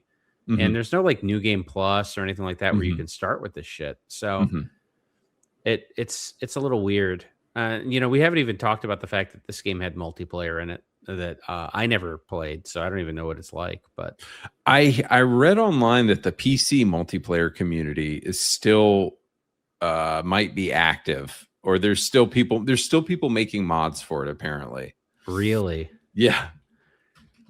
that's funny. Yeah. I can't even imagine what the multiplayer would be like. Bully scholarship. Yeah. I don't even know. Okay, so you didn't even try the multiplayer? No, even on release, I never tried it because that was so. This game came out in the era where a lot of games were releasing with shit multiplayer. Yeah. And it was just like a bolted on slap on at the end of game development because everything needed to have multiplayer because Xbox 360 had multiplayer. Right. And no, I remember like just avoiding those multiplayers like they were the plague unless the game was sort of a multiplayer game in its inception. So I don't remember ever trying it. I might have played it briefly, but I can't recall. I mean, we're talking 20 years ago. So yeah. Well, I guess the one thing I really do respect about this game is it was in the era before DLC, and so all of those fun things that you get, like the rubber band ball and the different bikes and the different outfits, are unlockable through your effort in the game, and that is so rare today. That's not in modern games at all. That's true. That's very accurate. I agree with that. You'd be paying DLC, or you'd have to buy, like the really cool outfits and the really cool cosmetics would be stuff that you buy. Yep. That's definitely true. So in that regard, the game is pretty fair. I mean, I could have bought every clothing item in the game if I'd wanted to. I think I had something like $2,000 at the end of the game. So I don't know if that comes into play for 100% in the game. It might. You might have to. I think you have to buy out the carnival. I don't know if you have to buy every clothing item in the game, but you might. Another interesting thing is if you steal from lockers, sometimes you'll randomly get a cosmetic item. Oh, that's cool. Yeah. So it's a random drop rather than a it was sort of like an early loot type game, I guess. Yeah. So like I remember I got the cowboy hat and the cowboy boots both from lockers. And there are other things you can get from lockers too, but the cosmetic items are the important ones. Yeah, so I'd say, just kind of closing this episode out, I did enjoy my time with Bully. I had fun playing this game. The downsides for me are, again, it's kind of like the game just sits in a weird space because it's made by Rockstar, and so you're expecting a GTA style game, but then it's not really edgy enough or adult enough to be a GTA game. So it kind of sits in this weird space of it's a high school game with a lot of GTA elements and a lot of open world elements. But that particular mixture did work for a lot of people. A lot of people are very nostalgic about this game, and a lot of people love this game as a cult classic. And so, I'm glad that people seem to still enjoy this game a lot. And also, it had some parallels with LA Noire, actually, because LA Noire, which is a game that I really love, was another had another tortuous development cycle and was in development hell for like years and years. And so Bully and LA Noire kind of share that, in that they were both made by Rockstar, and apparently both were in development hell for a while before they came out. I've heard great things about LA Noire. I want to go back and experience that one for myself at some point. Yeah. Oh, here's the music teacher on screen. Yeah.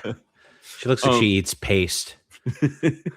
And the thing on her shirt, like, kind of looks a little bit like a vagina.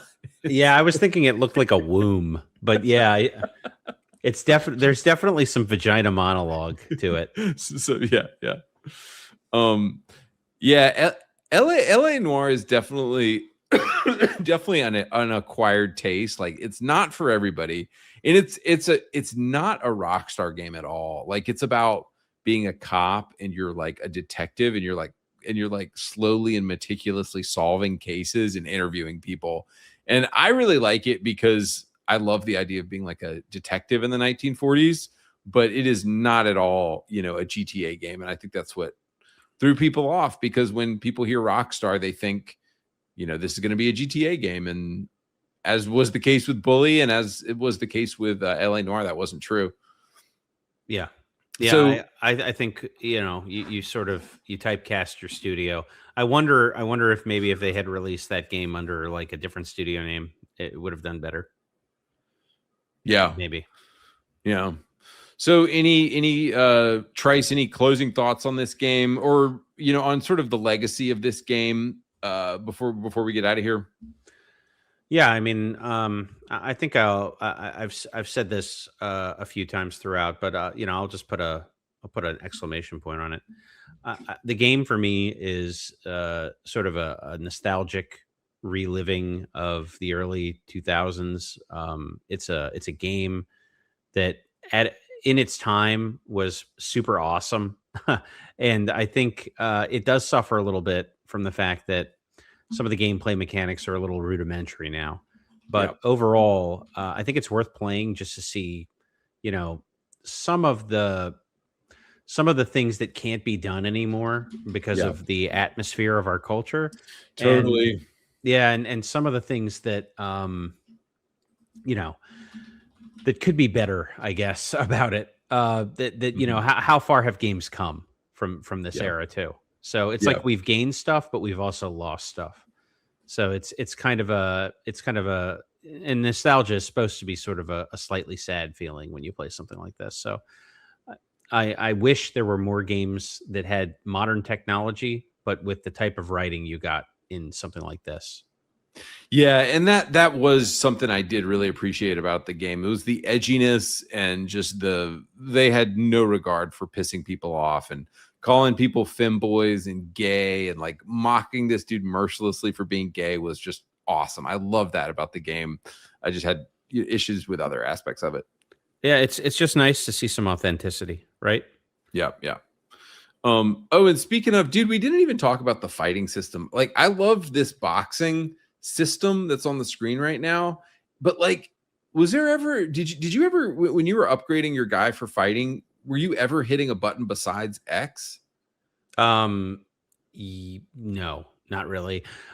Sometimes I did some of the wrestling moves because they're pretty they can be pretty brutal if you grab somebody and they allow you to like chain your X's over and over again. So it's like you grab them and then you can hit them again when they push you away. So it's you can use the grabbing and also like the spearing people to the ground to cheese people a little bit, but no.